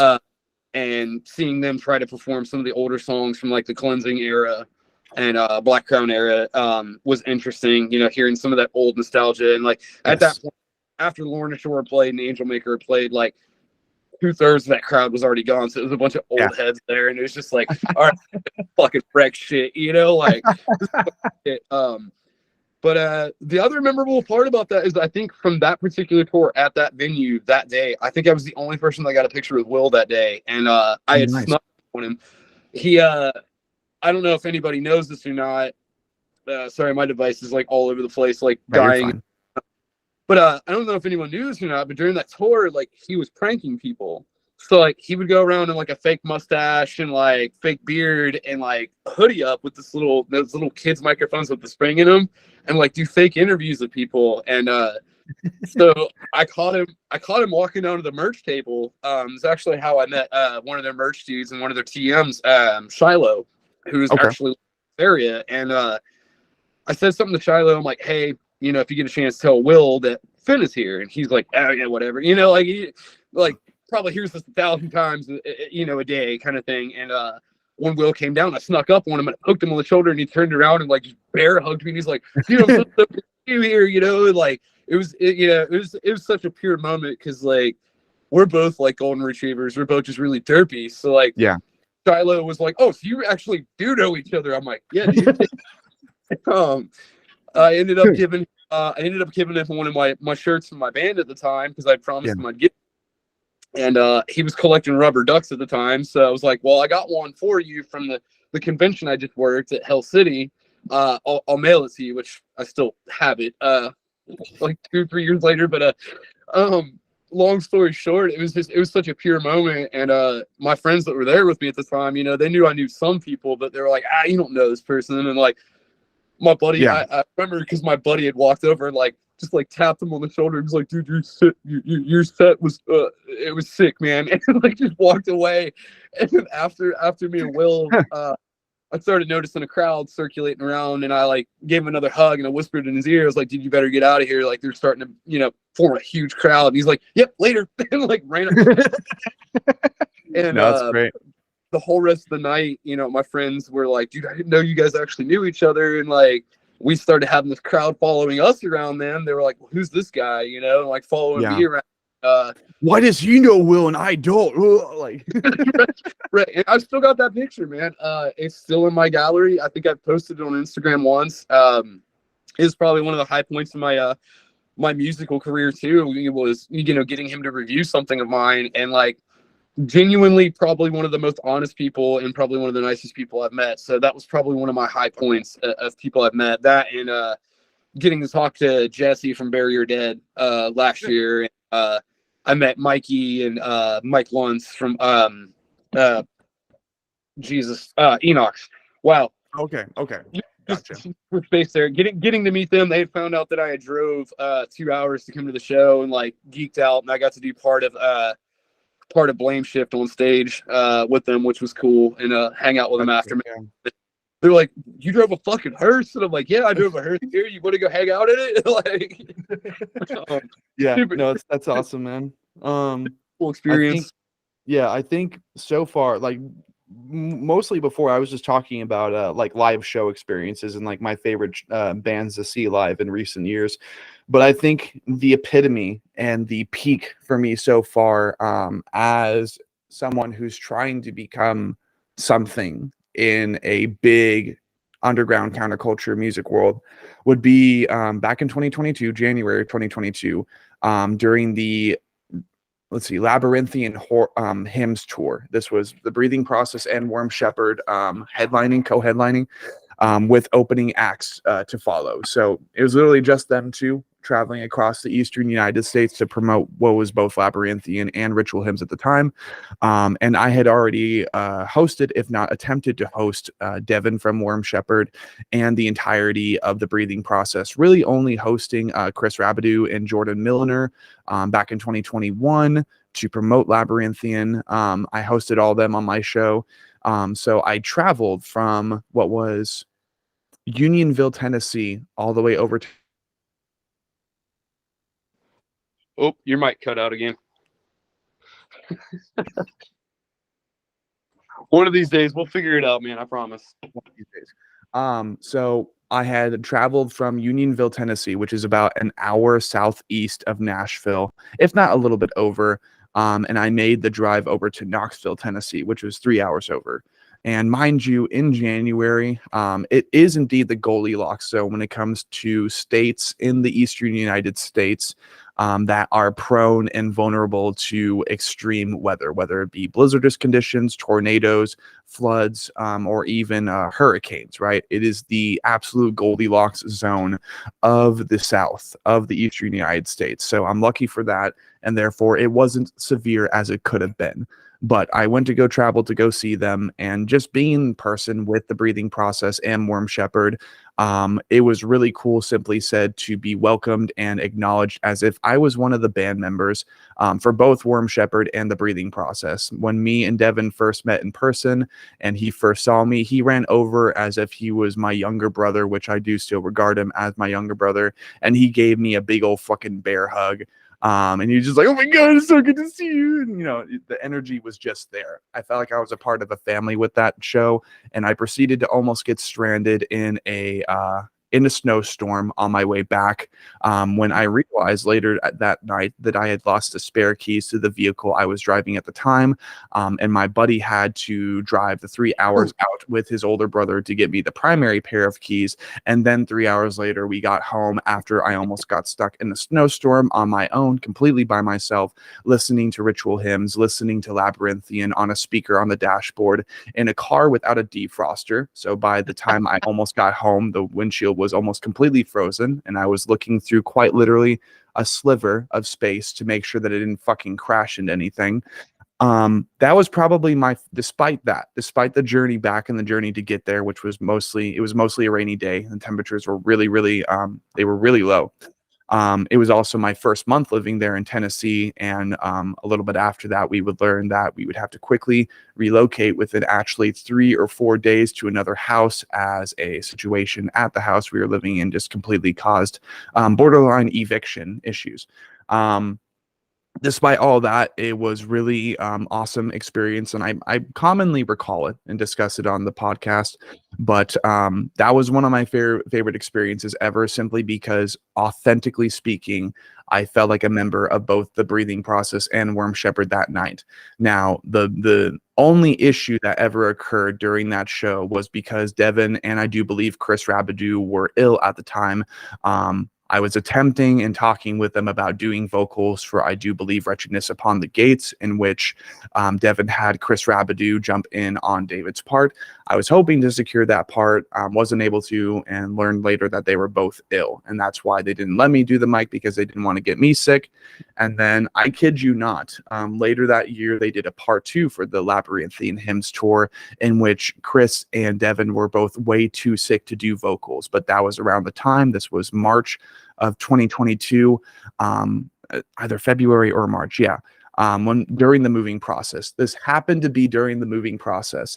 They both let me know, hey, if you come to the show tonight, you can do as many vocals as you want, because we are both too sick to do vocals, but I had to move at the time. So I could not participate in that opportunity and take the reins like I wanted to the first time, and basically be as passionate and remember their discography as much as possible. That way I could kind of like make a name for myself that night. If it wasn't for me moving at the time, I wholeheartedly believe that opportunity, them allowing me to do, quote, as much vocals as I wanted to and could do, I do wholeheartedly believe that if I had been able to utilize that opportunity, I would be a lot more bigger than I am right now as a YouTuber and a podcast host. Because they're like, aren't you the guy from Chattanooga who did vocals for both the breathing process and Worm Shepherd? I'm like, hell yeah, brother.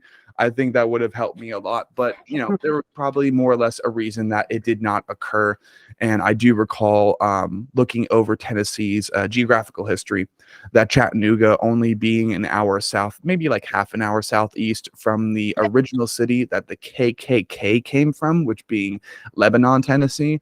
I have a feeling that the environment and the atmosphere, the folks that were at the show, of course, there would be Druids. Of course, there would be fans of the Breathing Process, and most likely the local opening act.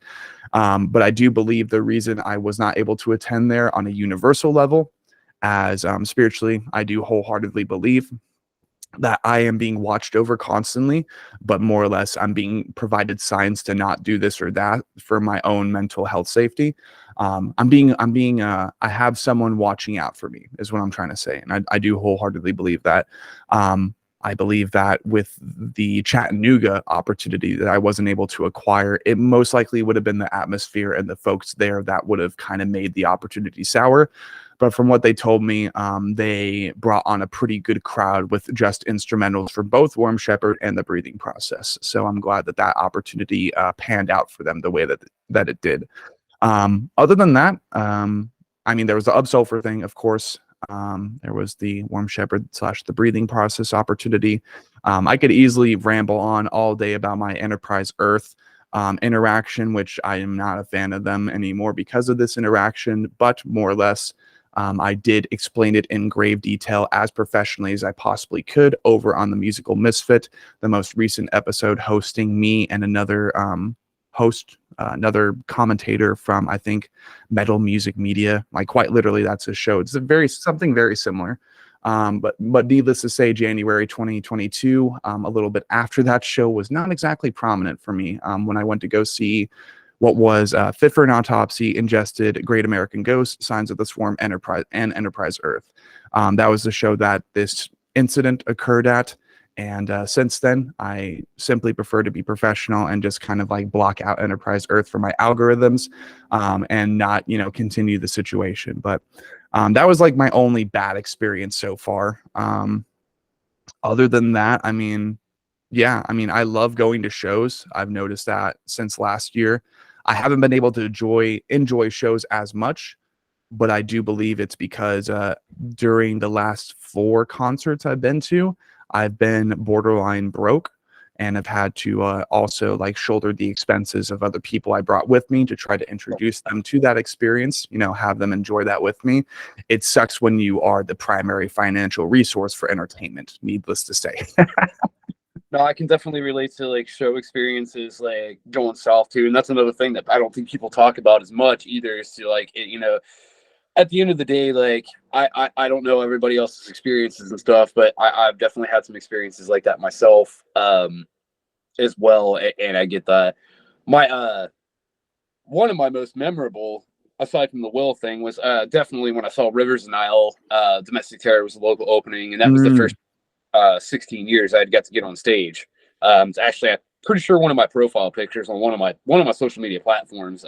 Shout out to Frankie for the photography on that, but it was intense. Like I hadn't got to do anything in a long time. I had so many friends that were there watching it, but I think it was a couple months after that. It was like fall of 2022. So maybe around October-ish. I had taken a buddy of mine, got them into Warm Shepherd, absolutely loves them, still do, and it's one of my top 5 favorite bands.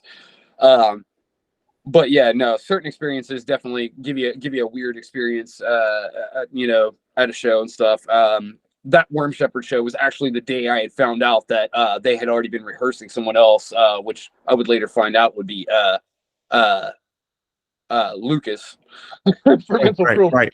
I found out by accident at that show because I had cracked a joke because Trey had been one of the bigger supporters with me with the mental cruelty thing, and I had cracked a joke to him and Devin about like we should do a video and be like, "Are you going to announce it already?" And send it to him and fuck with him. And yeah, that was when it got brought to my attention. Like, well, they've already been rehearsing somebody. I'm like, oh, like you go from like 100 to 0 super fast. You feel like just that heart sink. And it was actually ironic too because that same show, the Breathing Process bass player Dan Patton is from Ohio.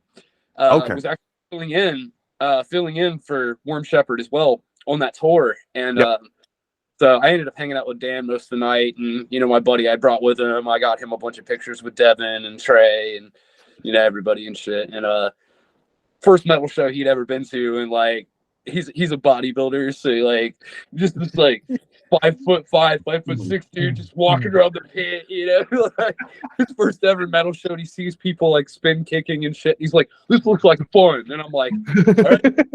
Like, do you? I'm here for it. And I'm glad I could give him that experience, despite the fact that like I did have my heart broken a little bit at that show. But I ended up going a different route with it, and it's funny too because a lot of people are like, "Dude, the route you're going right now is like so much more you." It's so much more involved with you. It's this is the path you're meant to go on. Like when other people can attest to that, it's like okay, I see you. Like I said, the 24th show in Detroit, that's part of the reason too. I'm super excited to go see those dudes because like Noel and Marvin and Victor and Danny, I've been in close contact with that entire band over the last year and a half or so, and I'm pretty sure they're part of the reason that the big thing that's happening on the 24th is happening, and the person that I'm meeting and shit. So yes, shout out to that whole situation. No, that's going to be great. And I mean, amongst other things, I've been meaning to get Mental Cruelty on the show. So let's definitely attempt to get them on the show at some point this year. Whether I'm pretty sure it'll be like sometime after the Beyond the Eternal tour, as they'll be able to get home, settle in, get comfortable, and then look into having the time to do that sort of thing. I've been trying to get at least Null on the show for a long time, but I wasn't able to in the end. So I'll see them here in like a month, so I'll talk to them about it and see what I can do. But I'm pretty sure they'll be down for it. Those dudes are always like super fucking chipper and super always like like one of the biggest bands I've ever been in contact with that like actively communicate with their fan base like pretty regularly. So I'll put a bug on them. That'd be awesome to have them on here. That would be. I would love that. I'd also like to start trying to reach out as well to some producers and stuff. One in particular, reaching out to Josh Schroeder and trying to have Josh Schroeder come on and maybe pick his brain on how he does the final touches for music, some of the most iconic music we've listened to in recent years. Or any kind of words of wisdom for any inspiring musicians coming up in the industry. Exactly. That'd be so fucking fun, man. I think that'd be really cool to toss them on too. Absolutely. I think like me being ADHD as fuck, really, I stopped with my own personal story at like, just getting into Wage War, listening to those types of bands, finally getting into deathcore.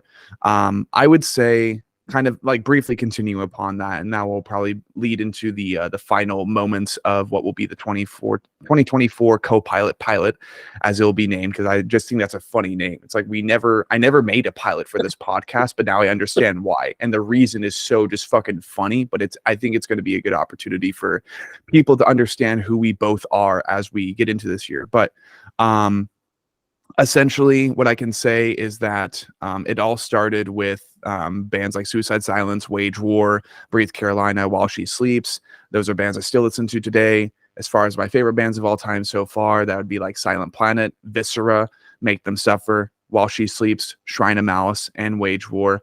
Those are absolutely my favorite bands of all time, and they most likely always will be. The reasons kind of coinciding with Blind with Dead Failures, pretty obvious. And then, I mean, me getting into bass, the one prominent and relevant gift that my own flesh and blood father ever provided me would be, I call her Pearl Jam, even though I don't regularly listen to Pearl Jam, so I don't think I'm allowed to do that. That's just, more or less a joke. I have been attempting to get into bass guitar for a long time, as of course vocals is my primary instrument. I can do voice impressions, I can do all the tunnel throats, and as time progresses, I'm getting into the more skinwalker friendly shrieks that just make you give you fucking goosebumps, and I'm very excited to incorporate that into Blind with Dead Failures in the future when the time comes. So bass guitar, I do want to get into tattooing just like Finn here one day. And I mean, hell, and another thing I can say is that in junior high and high school, I came home so many days with Expo and Sharpie tattoos, just like, this kind of looks pretty cool. This looks pretty sick. And I would immediately just get the fuck in the bathroom and wash that off right now. It looks like shit. I'm like, okay, I'll just do it again tomorrow. I love it. I love it when people ask me. That's one of my favorite things. Like I had somebody just ask me the other day, they're like, so how do you get into tattoo? And I'm like, well, it's a love-hate relationship, bud. And they're like, what do you mean? I'm like, well, you need to look at yourself in the mirror in the morning and ask yourself how much you really hate yourself. Because it'll break your heart, man. It's definitely not for the weak-hearted, and you definitely have to stay dedicated. It's the same thing with music too. Any form of like artistic, creativeness. So kudos to you for sticking with shit, man. I mean, that's a big thing, whether it be, whatever medium it is, like anybody out there for that matter. It's heartbreaking sometimes, especially like when you do something, you're like, oh, I think this is awesome. And then like you post it and then people are like, this sucks. Fuck you, you're a loser. But after all, it's like, any sort of commentary or reception, whether it be hate or love, that contributes and helps you understand the reality of things. Not everybody's going to like you as a person, no matter the good things you do. And one of my mottos regarding that specifically, I totally was convinced for the longest time that it was a quote by Rob Zombie, but having since the first time I saw the quote and it having nothing to do with Rob Zombie, apparently it's now my own quote or something. The quote goes as follows: no matter the hundreds of changes that you do to yourself, there will be at least 100 people to spit in your fucking face for wanting to do that. So just do what you want in life. Do it passionately, do it confidently. And the moment that you actually lose interest and you're like, I don't really care about this anymore, bro, drop it. I swear to God, drop it. Because the moment you lose passion for something and you start realizing, you start feeling in your soul that you're wasting your time doing that thing, it's not what you're meant to do. It's okay. Even if you have invested so many years into it, it's like, just either take a breath and think about why you're feeling the way that you are. Maybe you're feeling depressed whilst working on your creative medium that you used to love doing all the time, right? Maybe you're like, I'd rather do this other thing, but like I've been investing so much time into this thing, it's like I can't afford to quit now. Well, if you don't enjoy it, if you don't enjoy doing it, don't waste your energy, because then you will in the end feel like you have wasted your energy. You'll be grumpy, you'll be salty, you'll be, a little more irritable around your loved ones. The loved ones that you've accumulated based off of whether your own flesh and blood relatives or the people that have been attracted to you and found a gravity towards you because of what you love to do and what they understood that you used to love to do. It's like, the moment they realize you're irritable and they're like, hey, are you doing okay? It's like, you don't exactly seem to be resonating with this thing anymore.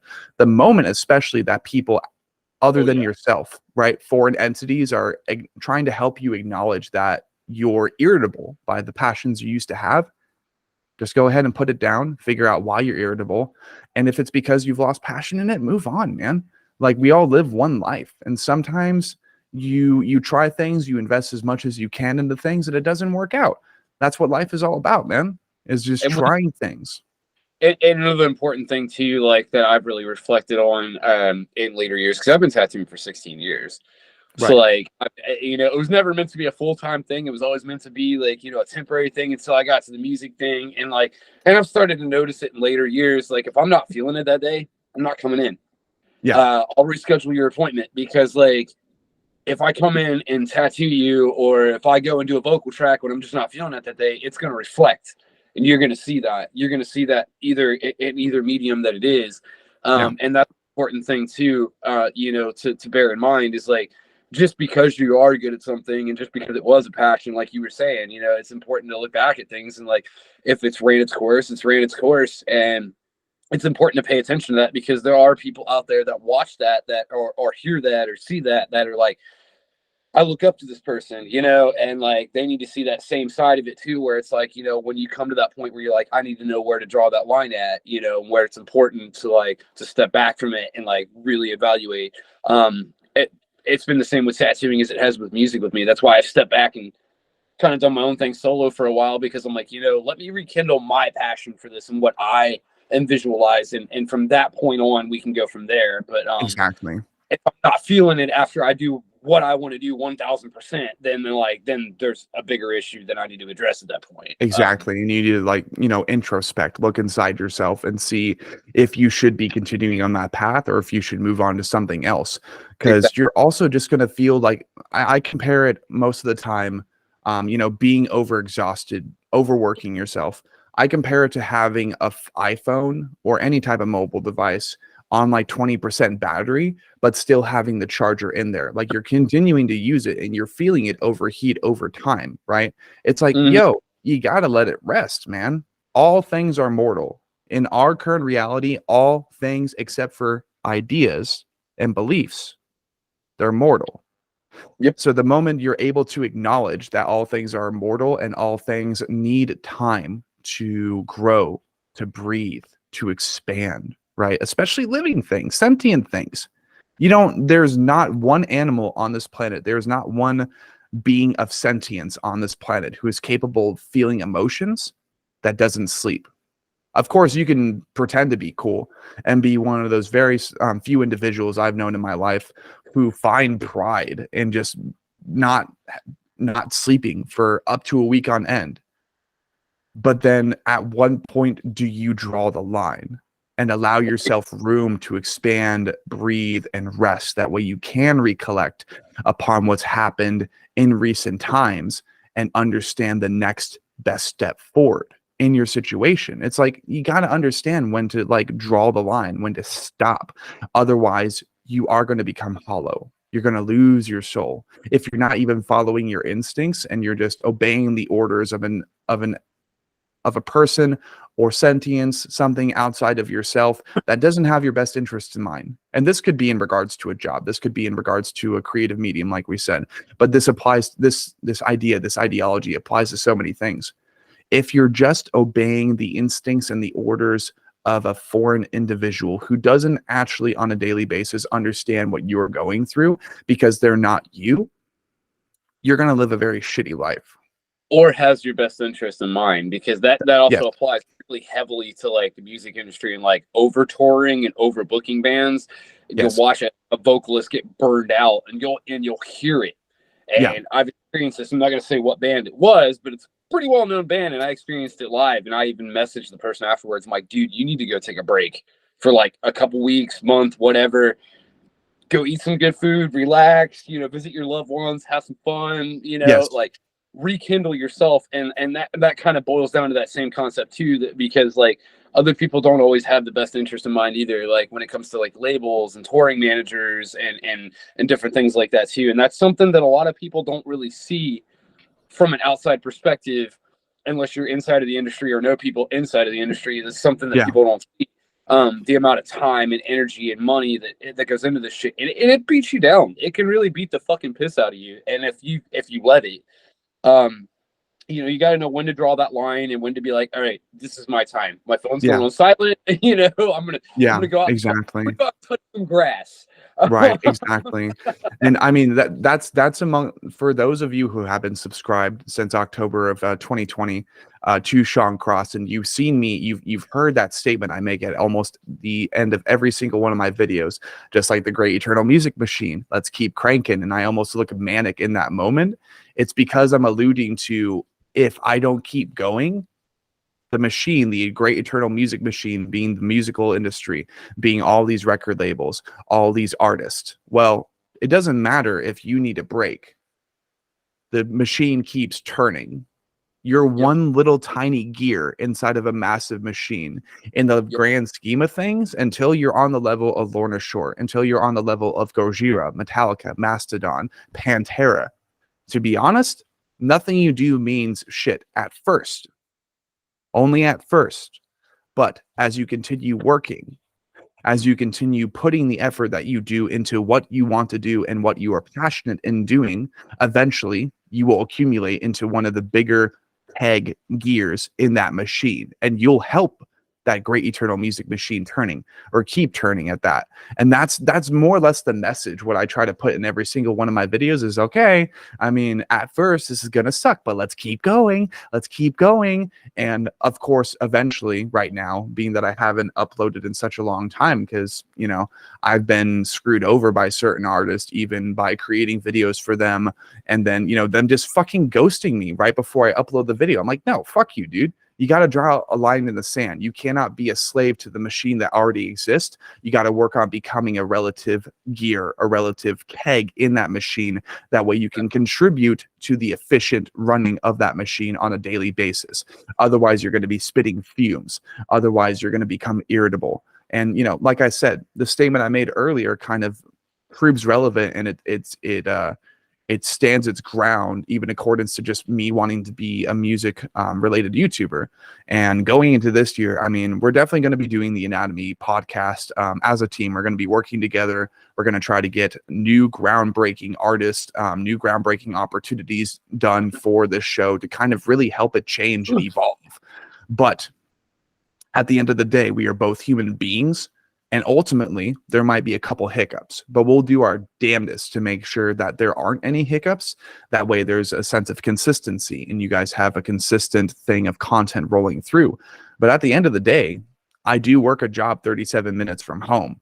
And right now, and until further notice, it's like both me and Finn are going to be working very, very busy lives. We're going to be operating very, very busy lives. And unless we constantly stay on regular communication regarding the show and other major endeavors we hope to invest into this year, it's like I said earlier, things are going to get complicated. But the important thing is to not overcomplicate things. And like Finn said, draw a line in the sand. And nonetheless, I'm looking forward to this year for the show, as well as other things. It's going to be, I think it's going to be great to have another person involved. Overall, like, just enjoying it. That's the main thing. That too. Yeah. Enjoying, like, and that's one of the things too. Like the last podcast that I was a part of, it was a tattoo related podcast. Shout out to Reinventing the Tattoo. Those are all my homies from Red Tree, out in Columbus. But they keep it real. Like, they're just 1000% human at the end of the day. Like, like in the middle of a podcast, like, yeah, dude, I gotta pee. Sorry. Yeah, later. Yeah, exactly. I gotta pee. Sorry, I'm a human at the end of the day. I hate it, but and that's one of the things that I feel like, at least from my perspective, is relatable when I see content that's relatable and like people just being real and being who they genuinely are as a person. And that's awesome, dude. It's honestly kind of awesome to be involved with something like this, to where I can be who I actually am as a person and not have to like put on this facade for this interview where it's like, all right, like, yeah, I'm the Orc King. I'm Finn the Orc King, bro. Don't go this direction. Whatever you do, like, don't start talking about aliens or whatever, whatever. So that's been fucking cool. But no, like that, like you said, man, I mean, we're all people, man, and you got to enjoy what you do. And if you stop enjoying it, man, that's the point in time you got to stop and look at it and be like, what happened? And you're 100% right. When it comes to like keeping the machine lubricated, that's just unfortunately how it is. We are the WD-40, baby. in every industry, it's not even just the music industry, tattoo industry, all the same. Like, you got to constantly stay on that grind of like reinventing what you're doing, renovating things, and trying to be an innovator. And part of the reason, like, why I, like, at this point now, I'm like, oh, you either love me or you hate me. I mean, at this point, I don't really care. I'm almost 40. You can't really afford to care, man. Yeah, you can't afford to care, because like the more you care about how other people think about you, despite your most authentic intentions, your best intentions in life, and especially if you happen to not be someone who is, I don't know, a child trafficker, because that's like the bottom of the list, right? A child trafficker, a regular fentanyl drug dealer, just people who don't have other people's best intentions in mind, and they're just looking to grab a little bit of cha-chang, grab a little bit of money off of people for something that's going to ruin that person's life. But they're looking to feed that addiction. They're looking to feed that hunger. We're not those types of people. We discourage, that type of lifestyle. We encourage people to tell their stories, be real, be honest, be authentic. That way, in the near future, speaking specifically in regards to the Anatomy podcast, as musicians, as bands, as artists, what we want to encourage is that unless if you're uncomfortable with disclosing certain information, which for legal purposes, you have all the liberty to not tell us certain things about your personal life. But, like, other than that, it's like, go ahead and tell us your story. Let your fans get more intimately involved with you. And that way, in the future, you have quite literally people that are more authentically involved with your music, with your art. They're maybe more applicable and more willing to invest into your merch because they know you're not a piece of shit behind the scenes. Right. Like it all comes with that, man. It all comes with being able to put your heart on your sleeve, especially when your main creative medium is in regards to transparency. Of course, there are certain genres in the counterculture music world, or even certain bands. To name a few, Rob Zombie, literally drunk rant music and compressed into, a more spooky vibe, just 70s hippie rock with themes of necrophilia and shit, but all just random. It is, what is it? Random, harmless fun. But when you listen to it, it's drunk rant music. You have bands like Oh, you cut off again. Oh, one of these days. One of these fucking days. So you got bands like Attila, where literally their musical content is, oh yeah, party with the devil, bitch. That's harmless. It's so stupid. It's heavy. It's fun, but it doesn't really have any substance. That's okay. But when you're trying to be in a band like we are, and we are the as authentic as and transparent as we are, of course, it's very important to stay real, but also draw a line in the sand, person to person. I have no intention on accumulating paparazzi level investment culture. Fuck that shit. It's why I never planned to be in Hollywood. It's why I chose the counterculture music scene. I'm not Rihanna. I'm not Beyonce. Definitely not fucking Chris Brown, for very specific reasons and overall general reasons. I do not have intention to be a pop star. I don't have any intention to be a rock star. But what I do plan to do, as I quote myself from the age of 12 years old. One day I want to do something that will crack the world open. I've corrected that since then to I want to do something one day that will crack my world open. My world being deep underground counterculture music. And especially as time progresses and bands like Lorna Shore, Sleep Token have brought in deep underground counterculture, deathcore, and metalcore, if not bands like Bring Me the Horizon, Architects, While She Sleeps. There are a great number of artists, Knocked Loose, exactly, who have brought our scene into the forefront of the world and said, hey, we exist, we're here, and we're not going anywhere. We're tired of being on the sidelines. We're tired of almost being regarded as like a dropout music scene, right? Of course. Anomalies. Exactly. Anomalies, phantoms, background characters. The counterculture music scene is kind of done being on the sidelines. And I completely understand merch cut issues with venues at live shows, which Alpha Wolf addressed with haste. Like so many fucking mishaps in the music scene. We're tired of it. So instead, what we want to do, especially me and Finn, for starters, we want to be involved in more intimate, more authentic, more integral projects and more integral efforts that can be remembered for the rest of time, and not just because, oh God, these two are such good heavy vocalists and they have a podcast and they're YouTubers, but one of them has his eyes tattooed black. This is so sick. It's like, no, of course you can appreciate the show and listen to the show for those features, but I want to be remembered as someone who invested as much as I could on a human level, realistically speaking, into my music scene, and a little bit more just for the sake of catching people off guard. Like, this guy really interviewed 41 bands in the first quarter of 2024. Who the fuck is this guy? Is he on like 3 different monsters a day? What's his problem? What's going on behind the scenes? Nothing, motherfucker. I'm just invested into my scene, as everybody else should be. But that's more or less the most intense and passionate I will get during this session. So let's go ahead and dial that back down. But I don't know, like we've been going for quite a bit of time now. I think we started at like 2:30, 2 p.m. to 2:30. So like almost 2 hours worth of content now, getting on moving up to 3. So apparently we're about to attempt to break records as far as how long the show, how long a single episode of the show can be. But like I said, people, it's not just going to be one post from now on. It's going to be 2. So why the fuck not? You know, if the content is there, if the dialogue is there, and if we're able to mutually enjoy the conversation, that passion we mentioned earlier, why the fuck not?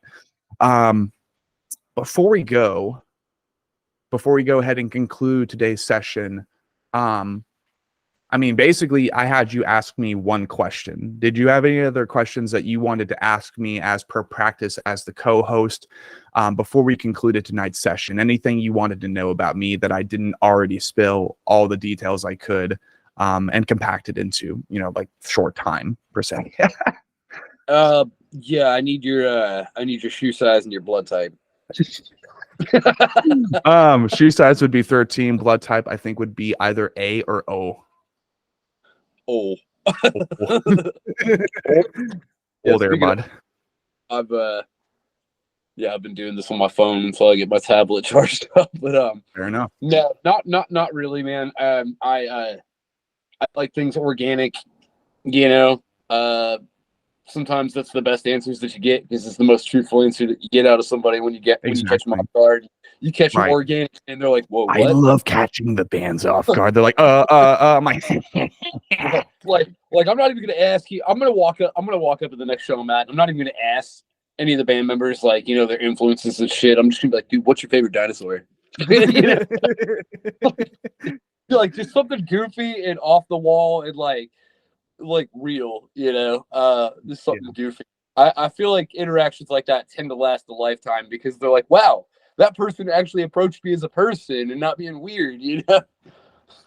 Yeah, absolutely. I think one final question I would have for you, and I mean, this is more or less a question that I think everybody will have in the future, so we might as well get this out of the way now. That way we don't hear it 20 times in the fucking future. I think you know what I'm about to ask.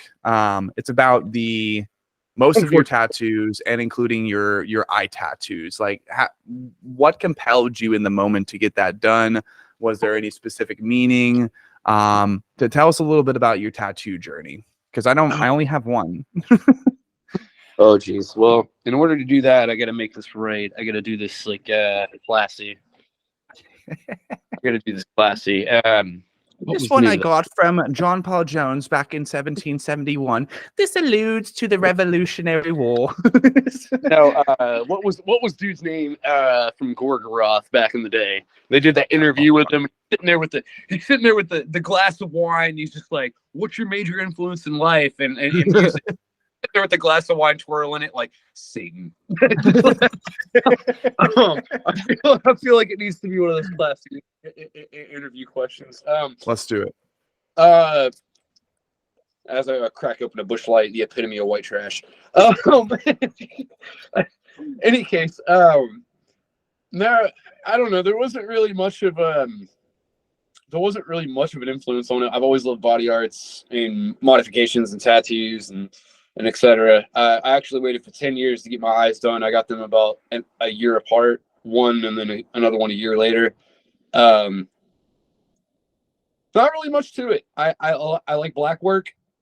I think there's something about the simplicity of it and the chaoticness of it, and that just expresses something deep words and N words with everybody that gets it. Everybody has a different experience. No, I was not on the Brutal Black project. I do know those dudes. They're pretty cool. I was never on the Brutal Black project. I've been to Europe, but I've never met any of them in person. Yes, my eye tattoos did not feel fucking pleasant. I answer that question about 1,000 times a day. Depending on the interaction, that was one of the things I was talking about too. Depending on the interaction, depends on how I react to people. Like, I had a lady the other day that was like, "That's scaring the shit out of me." So I just like stared at her and I was like, like, you know, like much longer. Take a picture; it'll last. I get it. It's different. It's not something that people see every day. I've gotten a lot of attention, especially from like some of the bands in the industry and shit from it, which is awesome. I mean, I'm happy for that, but at the same time, like, it doesn't define who I am as a person. It just defines something a part of who I am as a person, like things that I'm interested in, like chaotic black work, being heavily modified, being just something different, a unique look, a unique persona, a unique personality to things. And like, you know, I didn't start getting heavily tattooed until I had been in the industry at that point for probably like 7 or 8 years. Right. I just started the face tattoos and stuff when I was like 25, 26. Okay. And Yeah. I know I'm like fucking ancient now, but You look like an eldritch horror with, you know, the eyes and the face, but none of us are old. We're just older. You mean I'm not an eldritch horror? Just call me an eldritch horror. When I think it's a great thing, though. No, it was fantastic. That was like one of the high points of like working with the mid-six and stuff was working with X. And she's like, "You're like an eldritch horror, and I love this." And I'm like, "I love you. You're my favorite." We're having soft tacos tonight. Right. Yeah, exactly. Exactly. And I mean, you know, speaking as someone who only has one tattoo so far set in stone, but I mean, whether it be because you're involved in the industry on a regular daily basis or not, do you have any tattoos on your persons that you have any significant stories behind? And could you tell us the stories behind those pieces? Like, Oh, I've got a couple of those. So I've got the execrated logo on my forearm tattooed in red over the black. That was the first musical thing that I had done that actually was put on Spotify or any major platforms. So that was a big thing for me. Not a huge fan of who did it on me. Another story, another day, another time. No, you know.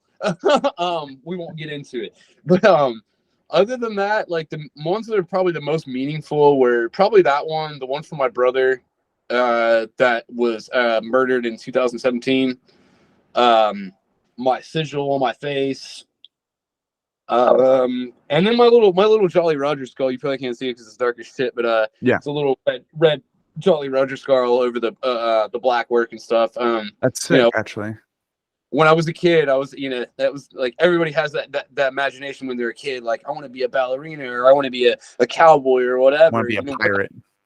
I want to be a fucking pirate. You know, like I already kind of have that Jack Sparrow personality. When people talk to me, they're like, "What? How did your face tattoos feel?" And I'm like, you know, with the hands stuff, like, the weird little prancy walk and shit. Yeah.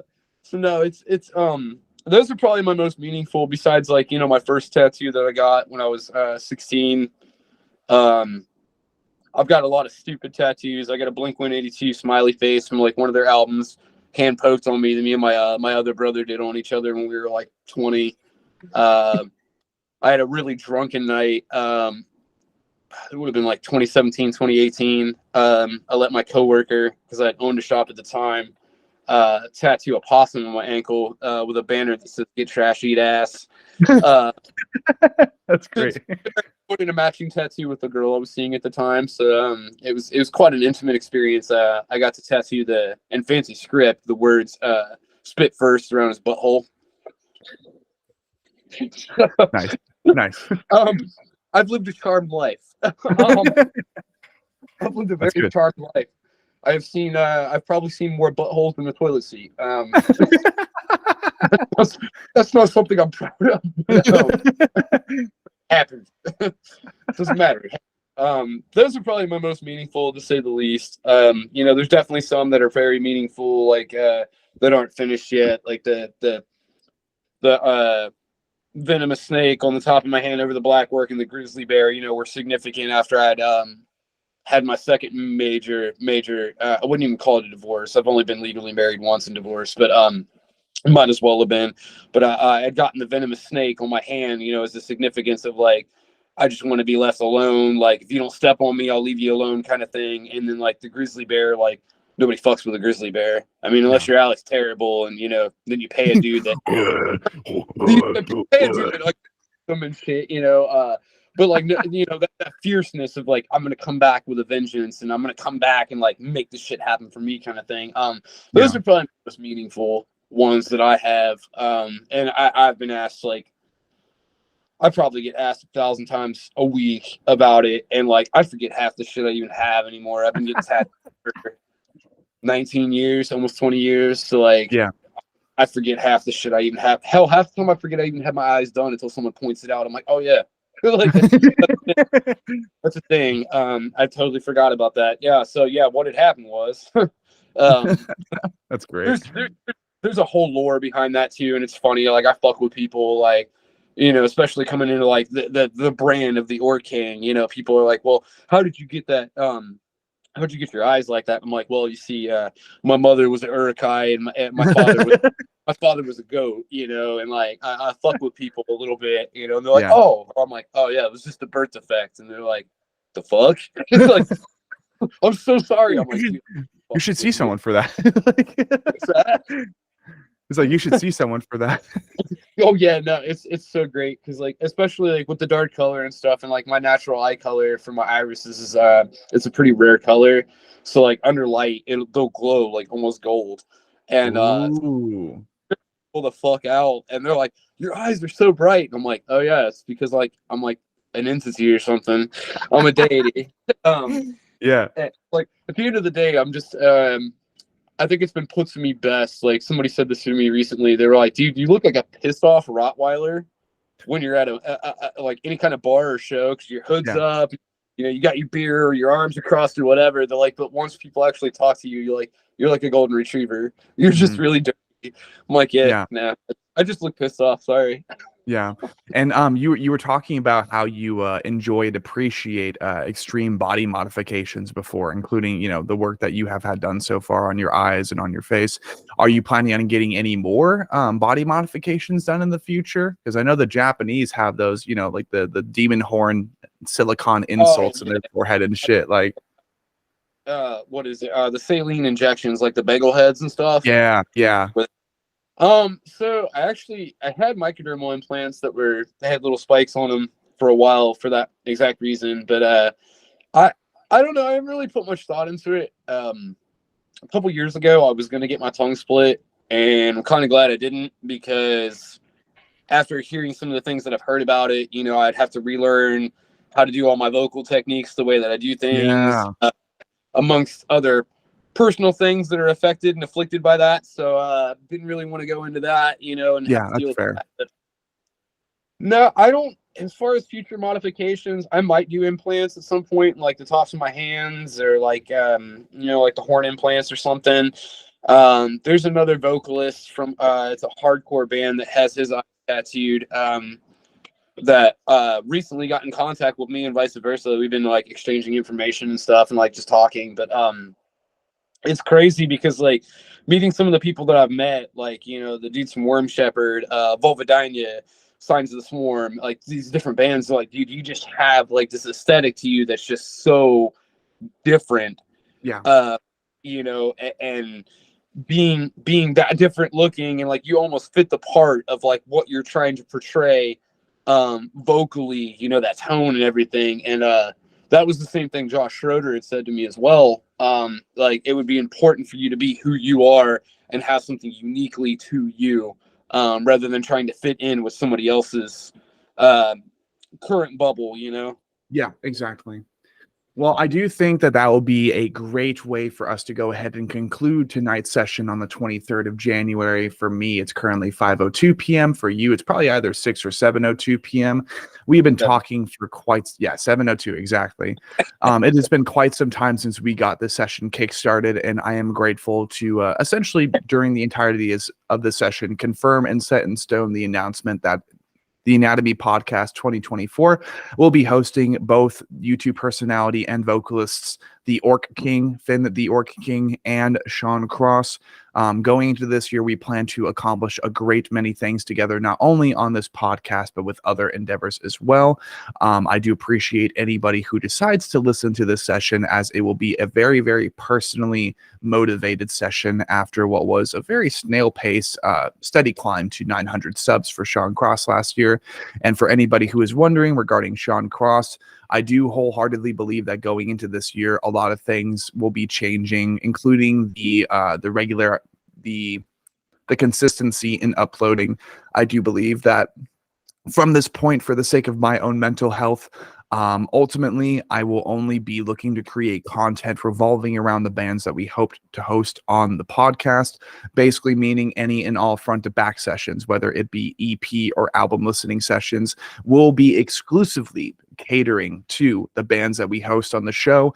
And for example, if ahead of time I manage to have the periods in space and time to go ahead and record single 1-part song reactions, those will simply be put in the storage and they will ferment essentially until that of the front to back sessions. As well, me and Finn are both very, very busy people. He has his own things going on as far as actual jobs. I happen to have one job, DoorDash, and then I'm trying to basically manage 4 different YouTube channels at a time, learn Japanese on the side, hopefully write what could accumulate to a 6-book sci-fi fantasy novel that will also interconnect with Blind with Utter Failures. I used to be in 2 bands, realized I was stretching myself as thin as a microorganism on a fucking petri dish, and said, you know what? Maybe let's not do that going into 2024. And like we were talking about earlier, burn myself out. So essentially, everybody who is subscribed, the 900 and I think 1 subscribers that are currently hooked into the channel over there, just keep that in mind that going into the near future, any and all content will either be catering to bass guitar covers, vocal covers, front to back sessions in correlation with the host or the guest that we have on the show. And other than that, Beowulf, my gaming channel, will be a lot more prominent this year. And I do also hope to travel to different haunted locations around Arizona for starters, for what will be dark matter investigations, a ghost hunting channel very similar to the likes of Twin Paranormal, hopefully one day, as I start my journey investing into the supernatural / paranormal realm, and hope to acquire my own personal history and experiences in that regard. Finn, did you have any other commentary you were wanting to provide before we conclude session tonight? Support your local music scene. There you go. With that being said, thank you all for listening to what I think will be at least a 3-hour session, and we will see you next time for either Reminiscence, Embrace Your Punishment, and those are the only 2 bands I'm going to mention because none of these sessions are ever set in stone, but those are some of the bands we have waiting in queue to be scheduled. We will see you guys next time.